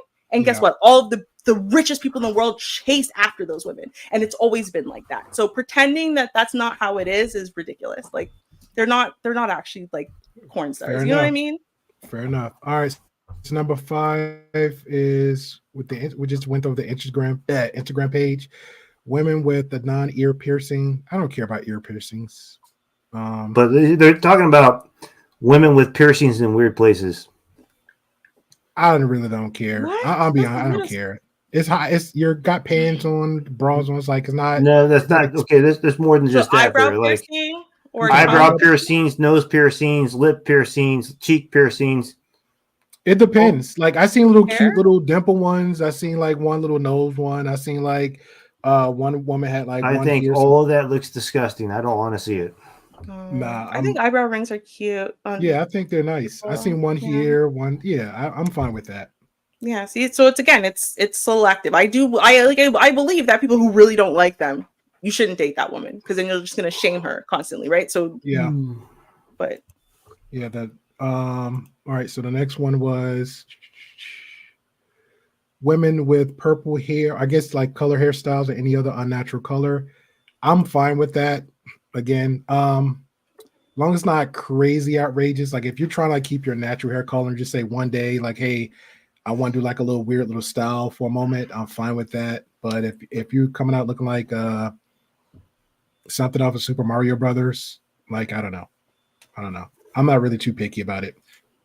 I want to see what Wes has to say. Look, if it's a natural hair color, it's okay. If it's like hot pink or a bright blue or purple, like it mentioned, there's something wrong with her.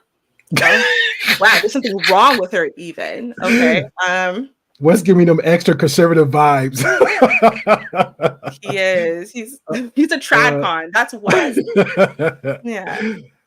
We got to And I'm play that one calling day. Cap for the record on that one. We got to play that one day because I know that's pretty much on your fest because I was listening to LTTV and he was like, the term came up and he's like, what the hell? Because the track, and I commented in the thing to him. I said, hey, don't, because you're gonna go down a whole nother rabbit hole. And I still want to review that stream. Is it the stream that he released today? I want to review that whole entire stream. He did a really good job with that. But yeah, he like, did. He did. He did a good job. And I'm like, no, we should have that discussion because I'm not sure. Maybe is he older than I think he is? No, he's like younger. He's younger. I think he is, like right? late He's younger than me. I'm like, you should be able to keep up. That's not that far. Like TradCon, it's just.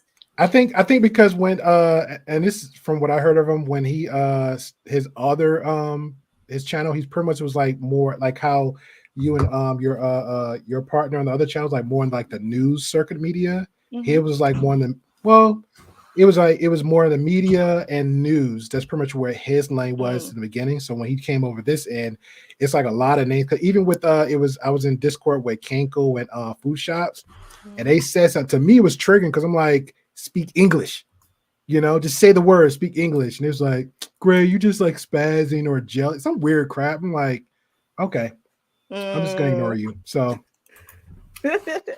yeah. So, the next one is the hair. Okay, so number 8, women with what's that? Hoist friends? Host. Okay. Yeah. All right.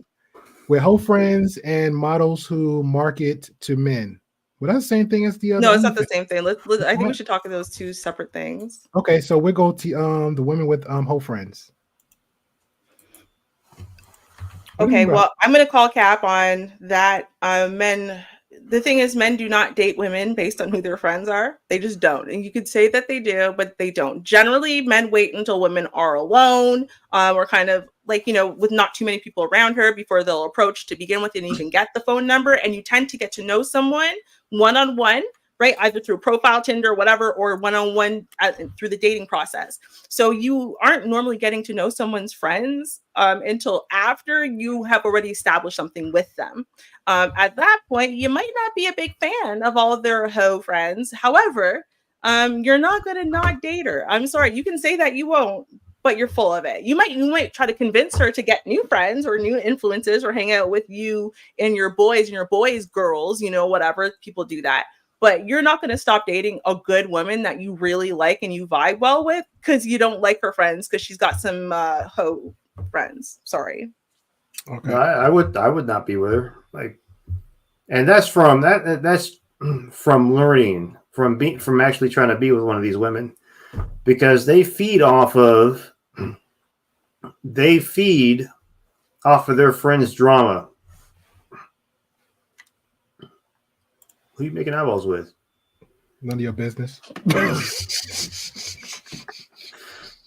but let's say hypothetically, I'm getting to know a girl and I see that all her friends are friggin' nutcases or they're all hoes, I'm not interested, because that means she's probably hiding those parts of herself. She's trying to make herself look a little better than what she is, but it's eventually going to come out. Okay. The problem I guess, is, yeah, because I think you said like birds of a feather flock. If you look at your 5 closest friends, Yeah, that's pretty much who you are. yeah, I think he's trying to say the birds flock together. not true. I don't know. It's like a good. Very true. Well, it's not though, because one of my best friends was like an outright virgin, not me. And then 2 of my best friends had children like out of wedlock. One of them when she was 14, also not. But I don't me. mean they're a hoe though. That just mean that they just pick wrong. That don't mean they're hoes. No, but that's what I mean though, right? One of them was a dancer, right? Of the exotic kind. You know, when I met her, actually, that's what she was doing. I also helped her get to where she's now. Anyway, the point is though, is that no, if you look at any one of my friends, none of them are me at all, whatsoever, right? But are all of them? Do they have good character? Are they good human beings? Right? Are they hilarious? Yes. You know, like, because those are the things that I look for. But right? are they And good dating material? No. Superficial crap. I said, but are they good relationship material? No. Yeah, well, yeah. I mean, what all of them are? No, most of them are married now, right? So, I mean, There you go. It all worked out. They Yeah. got through their whole phase. no, but see, that's what I mean. It wasn't even that they were hosts, but they would have been judged as hoes, right? Because that's part of the issue, right? Is what are you basing her hoe friend on, right? You're not basing it on the fact that you watched her friend sleep with 300 guys. Like, that's not what happened, right? You are deciding her friend is a hoe because of the way she dresses, or maybe because she's a dancer, or maybe because she has a kid out of wedlock, or maybe the she has a dressing part, kid and she's 25. the dressing part, I think what Wes can correct me if I'm wrong. I think it depends on, let's say, if she dresses a certain way that he doesn't approve, and her response is, "Oh, my friends like this," then I think there's a problem.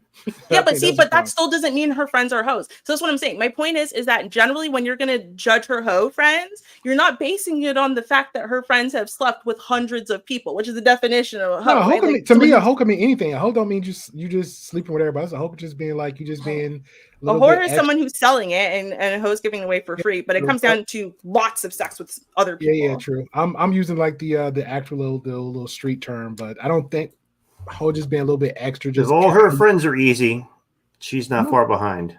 But you don't know that all her friends are easy. That's my point. You're using. No, he's going by her. No, he's going by the character. Whether or not. Yeah, but he's going by the characteristic of that friend, like the dress part. If right, which doesn't mean that she's easy. Wearing short skirts and bra tops doesn't mean that you're easy to sleep with. Like, that's my point. If all five of her friends is 304s, and then she's acting accordingly with the lineup. How do you know they're 304s? Let me give an example. The dressing part, right? Wes say, "Hey, I have a problem with the dress." "Oh, my friends like it." That's combative. Well, I'm not dating or sleeping with your friends. I'm dating sleep with you. That's one. Two, the place. No. Pause for a second and explain how that explains that her friends are hoes. I'm trying to line it up. Then it's the where I'm going. So then it's like, hey, if Wes and his girl is off Friday, Saturday, Sunday, and then she said, "Hey, I'm going to hang out with the friends Friday, Saturday, Sunday," and knowing his man wouldn't spend time with her, she going out to the clubs, the bars, Friday and Sunday, and it's all with her friends because her friends is the influence. It's like, yeah, you kind of line up in that same bucket. But how does that mean that her friends are hoes? Because what you explained is that her friends like to party. Okay, hoes. Which doesn't mean you're a hoe. It doesn't even mean you've had sex before. No, it doesn't. See, that's what I mean. You are basing. How are you defining party? Like they're like going to birthday parties? No, it doesn't matter. I used to club all the time. Wasn't a hoe. Sorry, didn't sleep with one person. I was not the person that, I got some alcohol. Let's sleep around now. Nope, never, ever happened. Not once ever. That wasn't me. But that's my point, though. That's not most people. So you're judging hoe-ness based on things that don't actually have anything to do with someone being fine. a hoe. Let me throw this out here then. Let me throw this out. Okay, so if she's not a hoe, but all the 5 friends is doing a lot of extra stuff like the outgoing party and whatever, what is she thinking about her man when she's going out doing all that stuff? And you now we use your example in your past. You said you was going to a lot of bars, this, that, there. Was you dressing extra to get the extra attention? Was you moving a certain way to get the extra attention for the men? Was all your friends like say, hey, you know you got a man at home when you could spend that time with your man at home, but those 5 friends like, come on, girl, hang with us. And you've been hanging with like every 3 weekends out the month. And your man is at home every weekend. Now here's the difference between, because number one, I don't dress like that, and I don't behave like that, single or not. But I went out all the time. When I say I went out all the time, I went to karaoke. Let's see, Wednesday, Thursday, Friday, Saturday. I'm fine with that. So that was, but see, you're fine with that, but not all the guys here would be fine with that. Oh, you're going out, and because like the karaoke was like, yeah, it's a bar, but there's also another room over here on Fridays and Saturdays that has like the dancing and whatever, and then there's a giant patio. You know, everyone's drinking, having a great time, right? And so, and then also I went to the clubs. I went to bigger kind of parties. I don't know how to explain what those are. They're kind of like fests, I guess you could say. They're kind of like more underground, like soca, reggae, whatever, right? So like, yeah, that's what I was doing back then, right? Like I'm damn near 40 now. I'm not doing it now with me and my broke down like health and back. But when I was in my like teens and 20s, yeah, absolutely, all the time, never ending, never failed. Let's go, right? And if you wanted to come, sure. If you don't want to come, or if it's a girl's thing, it's okay. But I never had an issue where people were deciding my friends were hoes because we were young, we were college aged or whatever, and so we wanted to live the college life, because to us college life didn't mean getting run through. That was not what we were trying to do. That's not what we were doing. But did my friends wear little cute shorts or little cute skirts and little bra tops and stuff, and we've been doing that since high school? They've been dressing like that, sure. And was I always the one who would not dress like that? Yeah. But doesn't make it like, do you see what I'm saying? But y'all are deciding, and based on what y'all are saying, you would say, oh, my friends are hoes, and then birds of a feather flock together, and you would write me and all my friends off as hoes, even though none of us are well hoes. Wes saying ho, I'm trying to back up bullshit. Well, Wes saying ho, I'm trying to back up his theory, but I'm just saying it might be a red flag for me. That's what I'm saying. Yeah, that's my point. My point is that, and this is why I'm saying you would investigate a little before you threw the hoe flag. Yeah. Yeah, but that's my point, right? That's why I'm saying I'm like, you because would have I'm sure if all the women, for me, the investigation is complete. No, sorry, you would have to be an idiot. You would have to be an idiot to write out. First of all, you don't even know a woman's friends at the beginning, so you're not writing off a woman for her friends being hoes. Second of all, unless you know provably her friend's an actual hoe. Like I had a friend in high school. Well, she wasn't technically, she was my best friend's friend, but whatever. I had a friend in high school, and my cousin didn't want me to be friends with her because he knew she was a hoe. Now, how did he know? Because not only him, but his boys, because he lived like 2 doors down from her. And because they all tapped it. Basement. People used to crawl into her basement like on rotation all night, so she would suck them off. Okay, so she was an actual hoe, and he didn't want me associated with her, and then to get that reputation because she was an actual hoe. And he had. So who told you this? Your cousin? Yeah, my cousin who lived he's 2 a doors hoe down too. Well, I know he was a hoe. That was the whole point. But like, I mean, to catch something and just spread it down the line. Yeah, men don't get bad reputations for being hoes. So he was trying to stop no, me but they from get getting a the bad wicked itch though. Yeah. He was trying to stop me from getting the bad reputation by association. But my point is, when he said, "Hey, your friend's a hoe," he didn't say, "Oh, because she dresses away," because she didn't. She actually dressed like she was like a little nerdy, innocent, virgin-y girl, baggy clothes and whatever. But she was an actual hoe. So that's my point. My point undercover hoe, Wes. Undercover hoe. Yeah. So like a real hoe, if it was like something like that, and you're like, yeah, I don't have friends like that, I would be like, okay, understand. You understand because all your boys are running through my friends. I get it. Right. But that's not what we're normally talking about. Normally we're talking about like, oh, she dresses. Oh, they like to go clubbing on Fridays and Saturday nights and they want you to go with them. And like, it's like, this does not make her a hoe. It doesn't make her a hoe. It just doesn't. It's ridiculous. All right. On to the next. So, all right. So models whose market to men. What you said it was a different conversation with that one. So what do you meant by that? Women, models who market to men. Well, no, I just thought like the hoe friends versus market to men, like those are just different problem. Discussions kind of thing. But I think models to market to men are like, we kind of already covered that with the whole OnlyFans IG. thing, Yeah. Okay, women who. All right, so women who travel regularly. Yeah, we can chop that one out. Women who travel regularly. So, will we take a woman or a guy serious that travels a lot? If you're about your business, yeah, travel a lot. Like a business trip. Like if you're registered nurses travel a lot.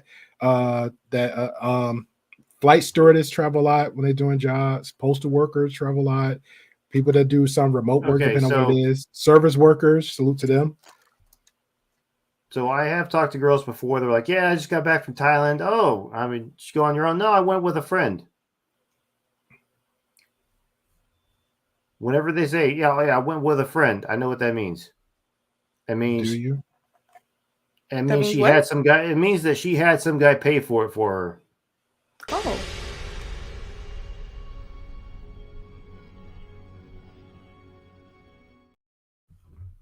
So when I went on vacation, the multiple times I went on vacation with a friend or with friends, I was really actually How about some this? guy paid for it so he could smash. That's what happened.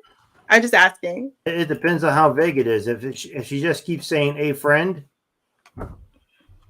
then that's what it is. She Did you has meet the somebody pay friend? for it. If I would have met the friend or something, and then if we're like in the beginning of dating, and then she says a friend, it's none of my business. I don't care.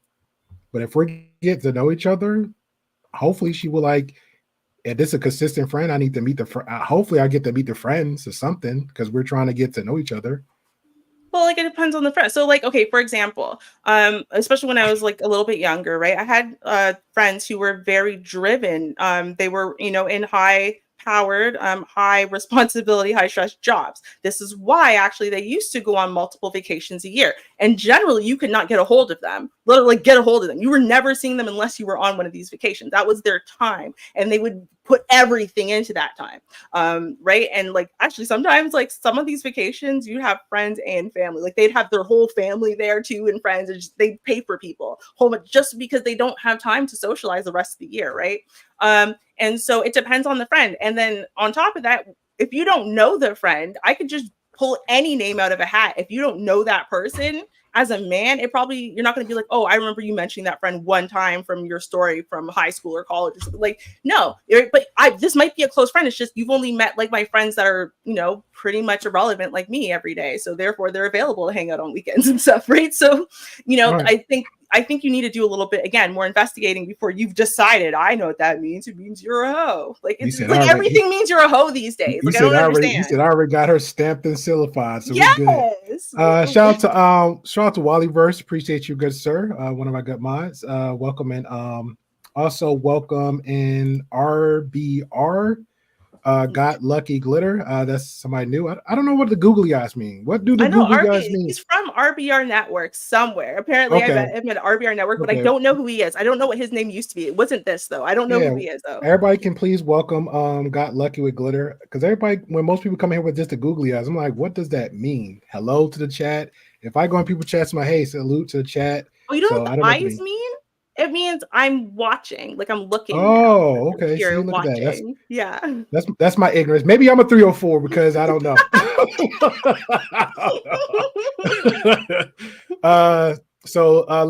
Lucky Glitter says, I let women know when we go out. I only wanna hold hands.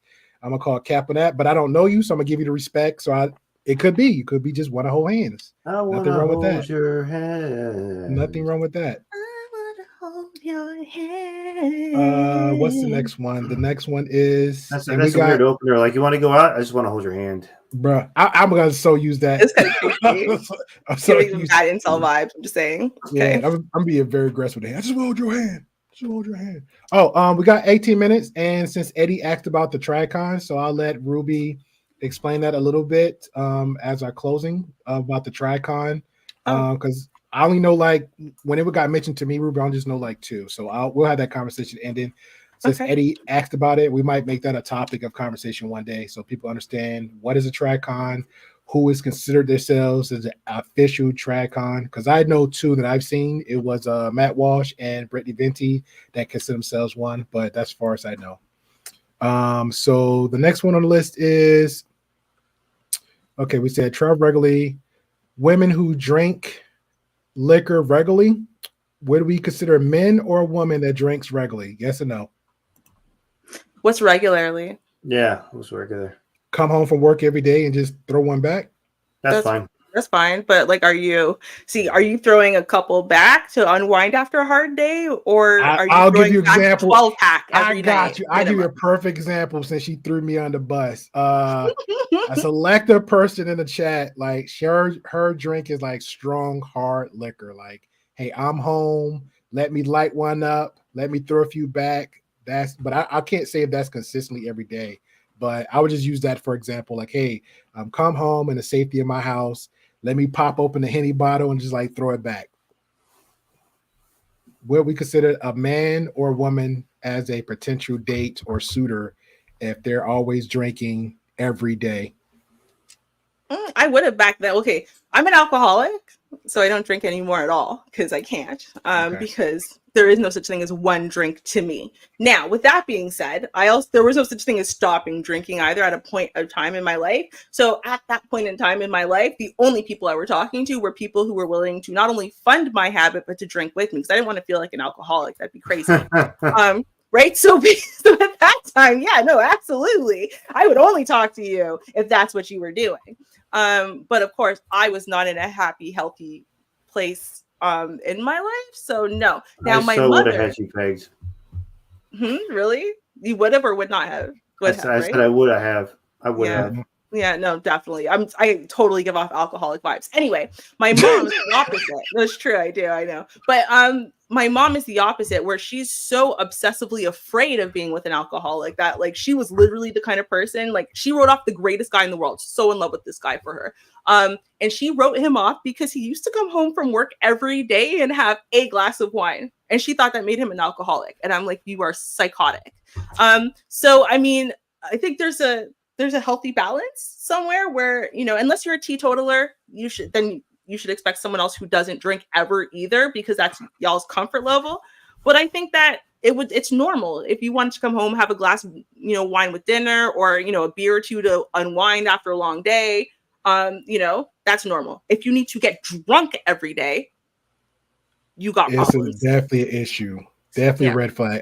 I'm social drinker. I have, you know, my little wines and stuff at home. I have I don't even really touch. It's just, I think it's more just a show. I have like the bottles of Hennies and stuff like that, but I'm more of like a casual. I'm more like the Kool-Aid, soda, juice, water around the house. That's pretty much me.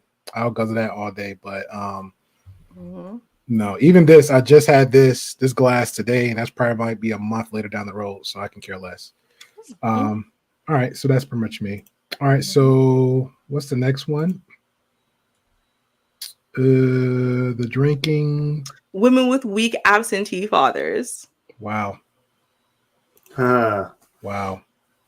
I'm gonna say no. I couldn't. You got to be a special, unique woman. I'll be honest. You got to be a special, unique woman. Because I know, and I have to be fair about it. Because on the flip side, they'll say the same thing about the you know, the men. You know, don't have the father figure in their life too.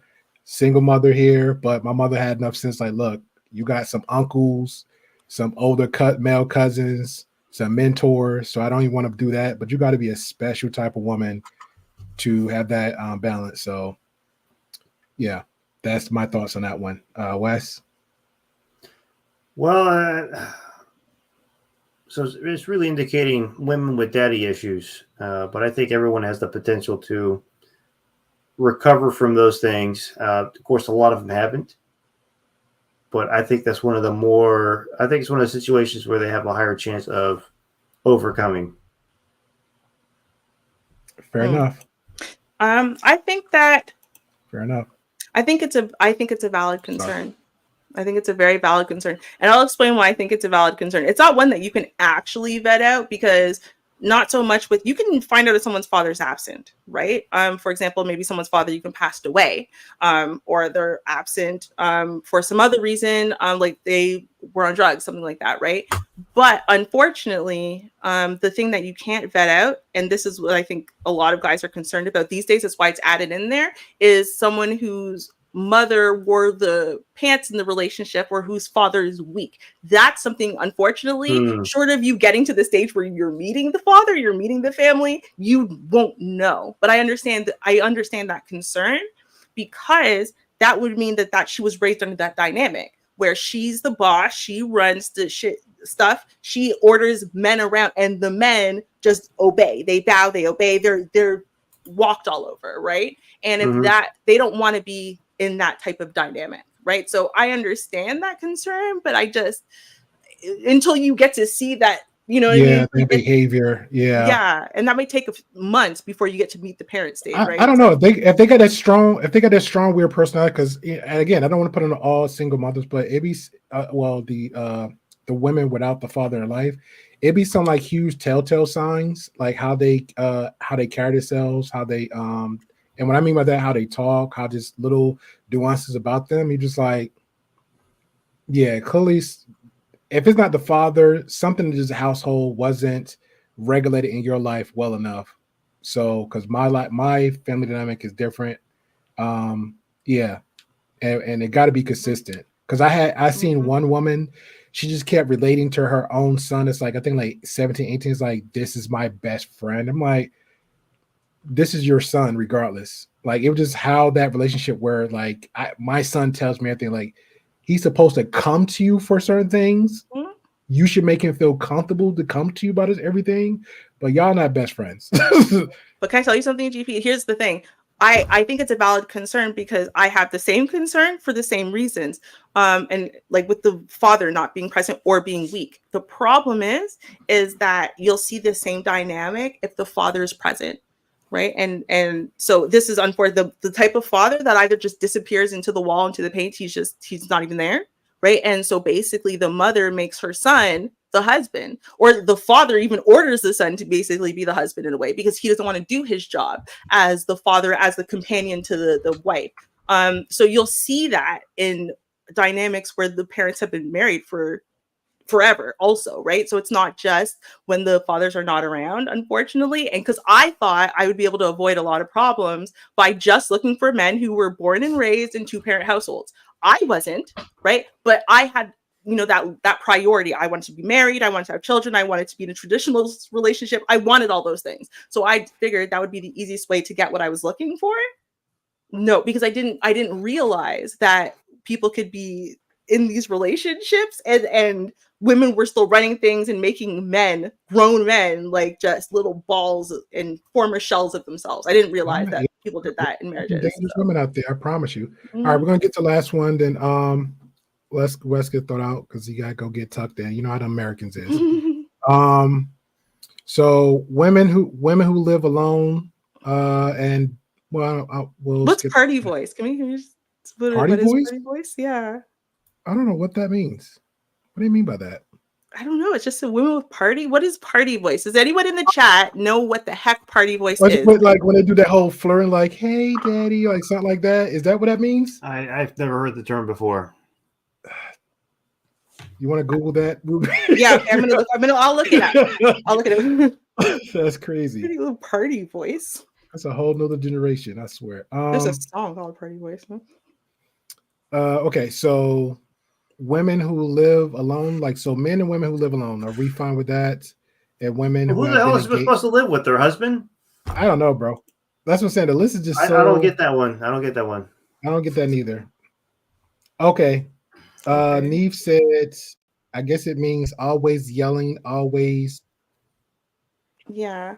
I don't know. The thing is, party voice has to be something different, though. If a woman's like always yelling, I want nothing to do with her. Go away. Here, look at the link I just posted. Okay, where did you send that? Urban Dictionary. I posted it. Sorry, I posted it in the real chat, in the YouTube chat. Okay, thank you. Okay, I got you. The loud tone your voice remains at when. Hold on. The loud tone your voice remains at when immediately exiting the doors of a club, even though you don't realize until you. Oh yeah, I can't stand chicks like that. Oh no, because you're still like deaf. So it's like no, so you're loud screaming. Yeah. Oh my god. Yeah, that's a no. It means okay. I get it now. It means they're alcoholics.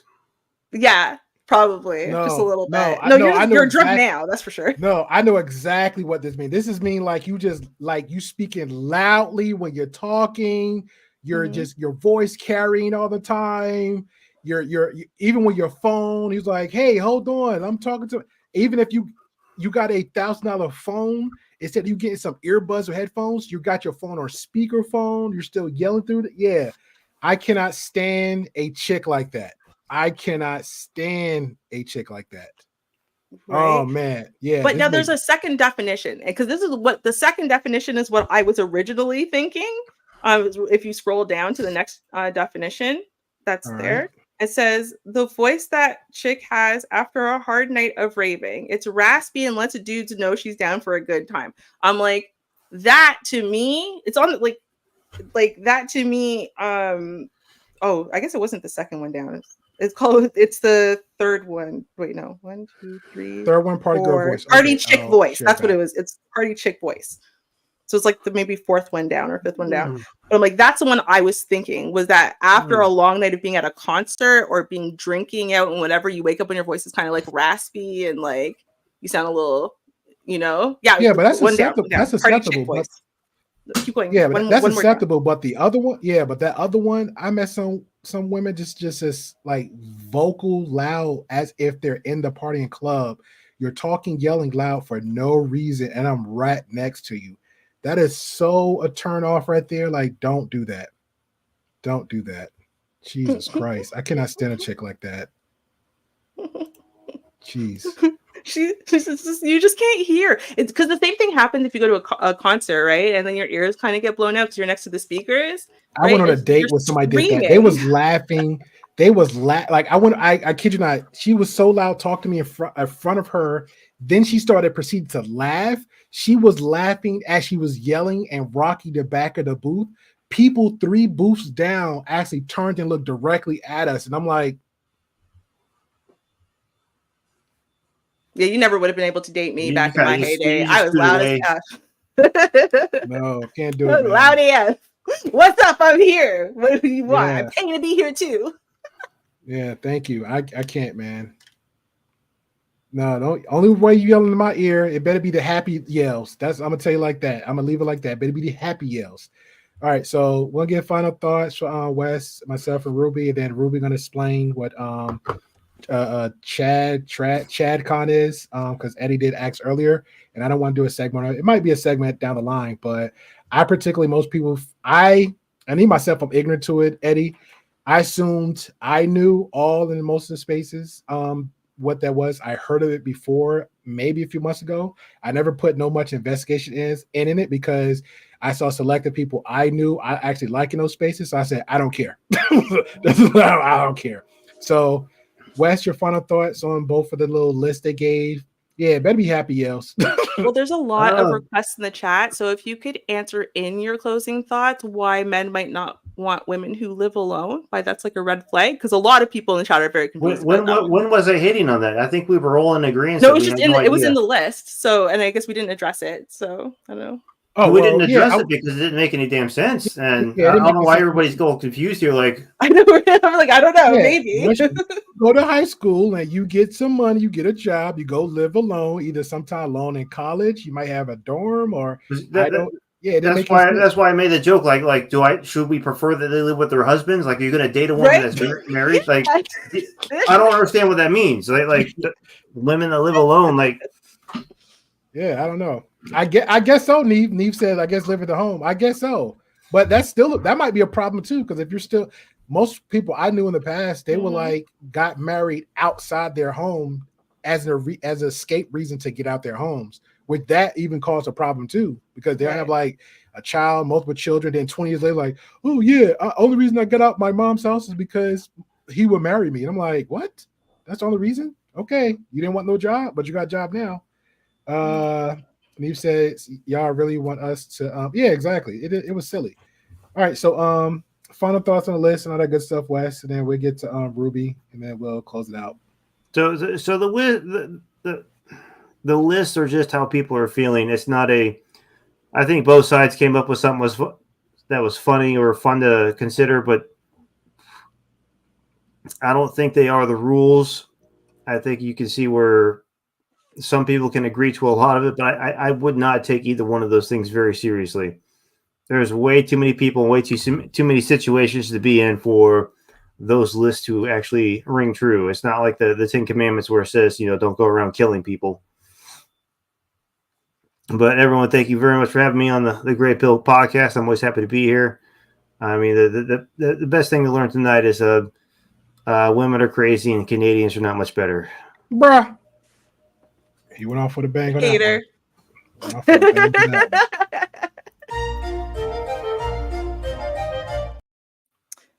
Oh, that You one. need a new one. You need a new. You need a little new animation there of someone drinking something marked Haterade. Yes. Well, I'm Canadian Haterade. tonight, so I'm kicking you off, sir. Ha ha. Tabarnak. Ha ha. Tabarnak. Yes. Boss. That was boss. Yeah. No, got it. You definitely got it this time. Mm-hmm. I appreciate that. Look at the bottom, just hovering down there. See what happened when you mess with the Canadians West. So, I think you typed it. I think you type it. You leave us Canadians alone. We too powerful for you. Too powerful for you. He said, "Good night, everybody. Have a go to bed. Gotta go to bed." All right. Good night, Wes. Appreciate you, man. All right. So I'm pretty much agreeing with Wes. Everything just like so subjective. Selective everything. The media is silly and weird at the same time when they say the all men did this, and I get it. It's clickbait, it's witty, it's attention grabber. I see a great area of it. I'm like, yo, let's just have a basic conversation and go from there. I'm sure some silly, wacky person on YouTube or some media are gonna look at him like, see, all women does do this. All women do. Like, did you even read the list? Even when we went through the list, it just sounded like just ridiculous. Not understandable. They even like made a whole nother phase of list. I'm like, are we serious? So I was like, let me just get through this, call it a night. I don't think there's no reason for the revisit it unless it just be me doing something on it and I just talk smack. But that's pretty much it. Appreciate you, Hearts. I love Hearts. She had I love going to her. She does tarot card reading. A lot of positive vibes on her end. She actually had Armand Wiggums on her platform.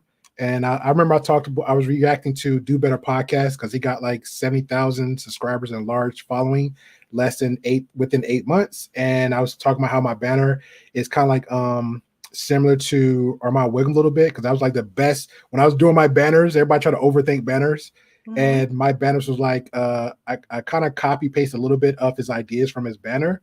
But when I showed him, he gave me a great compliment of my channel banner. He said, "Hey, mine looked better than his," and I said, "Oh, that's cool." So now I gotta have a no life day, go through all the inspirations, content, and find that and clip it just for myself. So yeah, but thank you. I appreciate you very, very much. We're trying to have a political one day, but it's every Tuesday, 8 p.m. Central Time. Monday, Tuesday, Wednesday, I was free. So most of the time I always go random. And then tonight, since it's Halloween, tonight at midnight, so maybe exactly 2 hours from now, I'm gonna have another one up. And then if Ruby's available, we can definitely do a whole mindset and deep dive of this because I think it'd be interesting for Ruby. Well, sorry, what was the conversation? The conversation is about toxic relationship between Xena, the witch that's from Fresh and Fit, and her new, which is actually current now ex-boyfriend Darius, because there was a lot going on this particular day. And Tree actually just happened to cover it. We don't have to stay all night for it. Might be a part 2, might do just a 2 hour, but I was going to do like one day evening and just run straight through it one night. But it was a lot. So all right. Okay. So again, Eddie, if y'all got any questions while Ruby explaining some stuff, let us know in the chat. If y'all got any questions, comments, complaints, or concerns, let us know in the chat. Also, Ruby's going to explain. Good old Eddie in the chat asked a question about TradCon.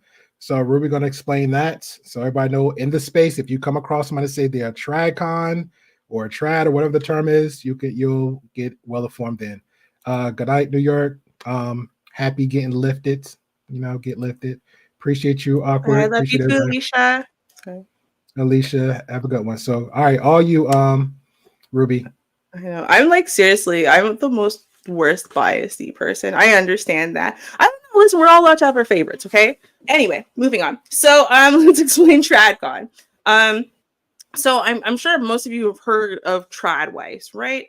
And so you know, kind of like trad stands for traditional, and traditional would be like that old school, maybe more like the Christian Bible-y kind of way, right? Wives submit to their husbands, right?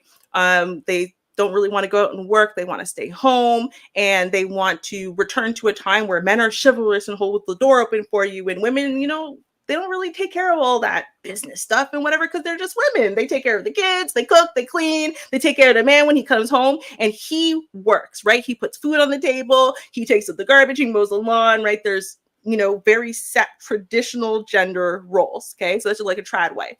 Are women who want to live in that or bring things back to that, right? So a trad con, all right, if you think of it as a traditional conservative, okay? So that would be someone who has like right-wing politics, right? So a lot of the red pill, for example, are very right-wing these days, right? As far as their belief systems. But they're not traditional, okay? And so the way you can tell is, for example, you have FNF telling everyone they need to sleep with 50 people before they settle down, right? TradCon would never say that that's so. In fact, if you think about it, like Steven Crowder, for example, not a great guy, not at all. However, he still, despite his whole marriage falling apart, would never co-sign that, right? Because they don't believe that it's okay for men or women to engage in this casual sex culture, right? Because it's a return to tradition overall, right? So it's going way, way, way back to like, the old school biblical times and trying to follow the Bible and make sure that you're living according to the Bible rules for real. Really traditionalized. Now, a lot of people will say, oh no, it's just trying to subjugate women, but a TradCon is not just trying to subjugate women. Okay, it's not just about women rules. They're actually making rules about men and men's behavior also. So, for example, what's his name? The guy who runs the Daily Wire, Matt Walsh. Matt Walsh is one, right? No. Ben something. He's Ben Jewish. Shapiro. Thank you. Okay. Ben Shapiro, definitely TradCon. Yeah. Matt Walsh also is. Steven Crowder, for better or worse, also is a TradCon. Right. So you can kind of see they don't believe in sex before marriage, right? Most of them did not have sex before marriage, or if they did, it was a mistake, right? And then they actually, saved themselves and stuff, right? So they're traditionalists, right? They're conservatives. It's normally very religious also. So that's basically what a TradCon is. Now this is me. So just in the spaces, because I know somebody or one content creator try to say Brittany Venti is a TradCon. So I'm not sure about that. I don't know her history that much. I just know her enough for as content creations that she's exposed other content creators. So that's as much as I know of her. But they try to put her in the same box as. But she's not married. Like she's dating the guy Think Before You Sleep. But yeah, she's not another married, Twitch player, something like that, some Twitch guy, whatever. No, he's a YouTuber. Think Before You Sleep. Okay. He's a right wing. He's more like a right wing, but I will say honestly, like I've been subscribed to him for a long time. I only just found out about Brittany Venti, so but yeah, and like, but she is. I would say if she were to get married, she'd probably end up being TradCon, right? Because she does tend to have more conservative leanings, right? And she tends to have a viewpoint that lines up more with traditionalist mindset, but she's not married. And unless she's living her life where she's preaching save yourself for marriage and all those other things, which she doesn't do, I wouldn't say that you could really pin her as a TradCon. Do you know what I mean? But I mean, I don't know. Like, do her viewpoints line up with it? Yes. But does she live it? And is she trying actively to push that? I don't know. I don't think so. Or like Abby Shapiro is a TradCon. And I don't know if she's married or not, but if those two blonde fundamentalist sisters, one of them is Abby Sharp? No. What is her name? I don't know. Those two blonde girls. Like, there's a lot of. They're more fundamentalist Christians, though. They tend to be TradCons. And Uncle Fatty said something. It's a good question. So Trad says something. Trad relationships, I say, are impossible in today's age. Go effing good effing luck getting ahead in life, or even buying a home on $1 single person income. Blah blah blah blah. I mean, I disagree. My friend, she's married now, but right before she got married, and she was a single mother at the time, and she purchased a condo, purchased a house.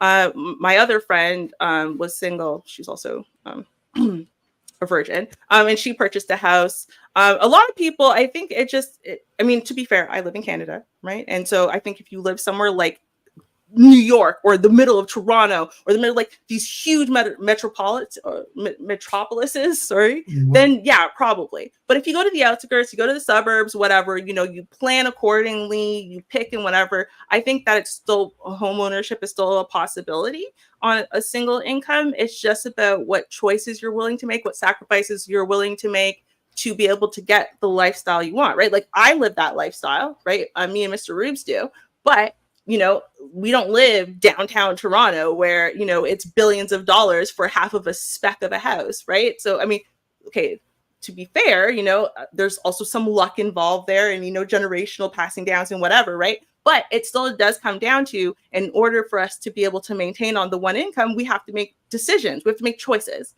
right? If we wanted to be able to do what other people are doing, maybe taking several vacations, flashy vacations a year and covering ourselves in Dior head to toe, then yeah, probably either he would have to get a second job or I'd have to get a job, right? So we don't want to do that. We don't want to have to make those decisions. So we make different choices than, flashy nonsense.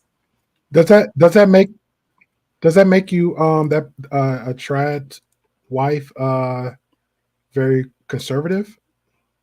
Well, see, so I'm a trad wife. I wouldn't say I would a trad con. And the thing is, because I'm not really conservative as far as my leanings. Like I'm not really I'm not right wing, right? And even though I'm a traditionalist, right, I still believe in things like a woman's right to choose and stuff like that. But then there are some stuff on the red pill side I obviously feel very strongly aligned with. So that's why I'm like I would be more like a trad wife than a trad con, I would say, just because I don't think I'm wholly conservative enough.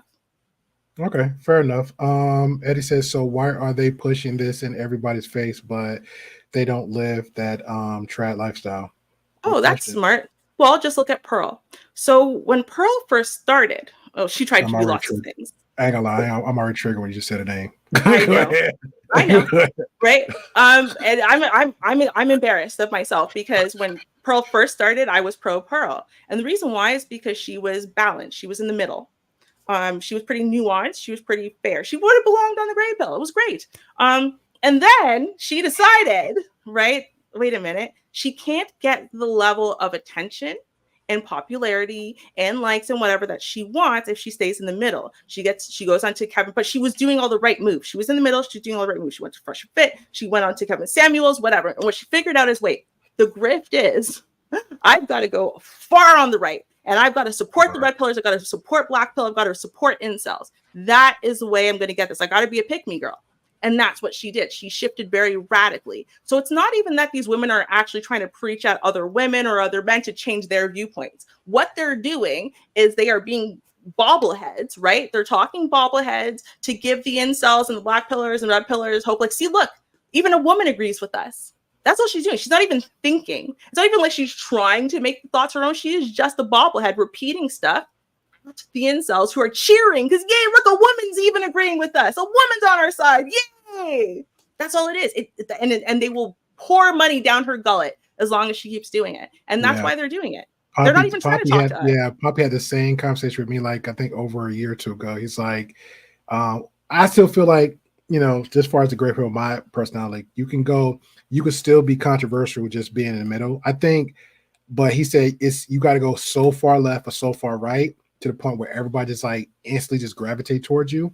And my thought, like, and I'll use Duke the Don for example. I think he's so far in the middle to the point where if he see a huge consistent gray area, he's instantly attacking it. And I think it's gravitate to him, but it's not as quickly as the far left and far right.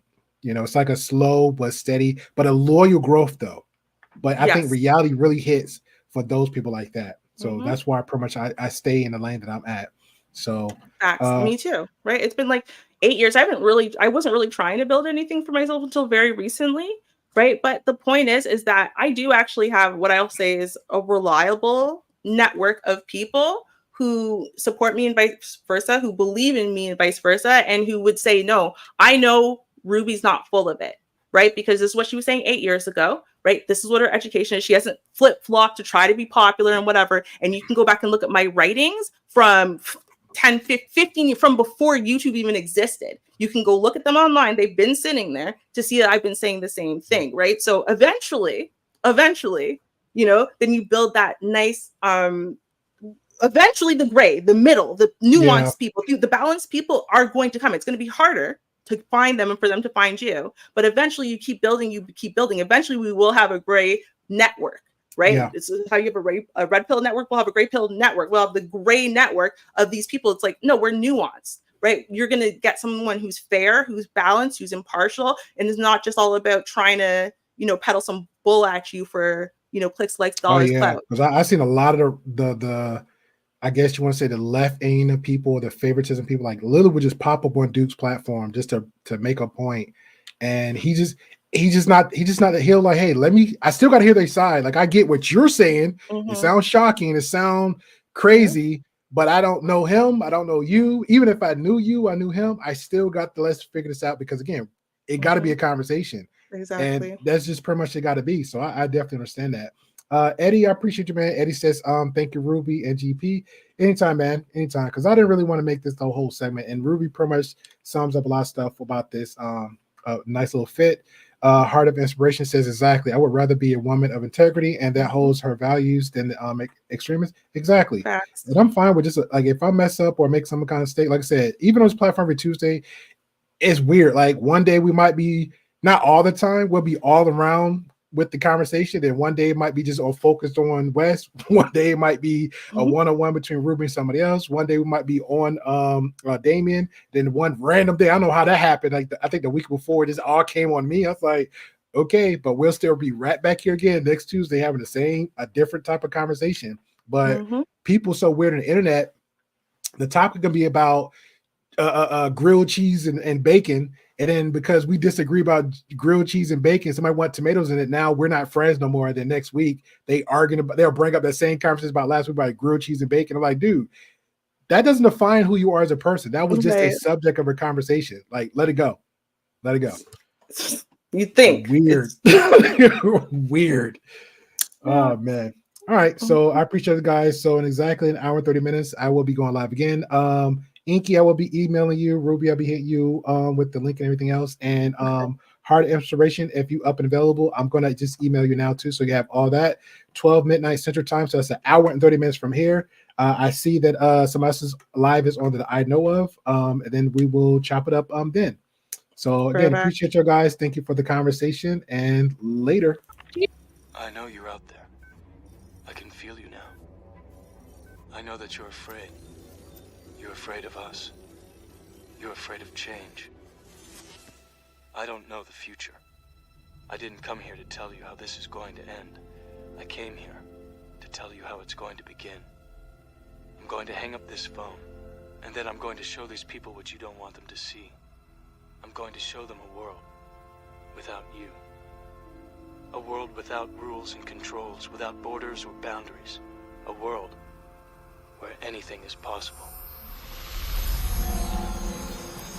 Where we go from there is a choice I leave to you.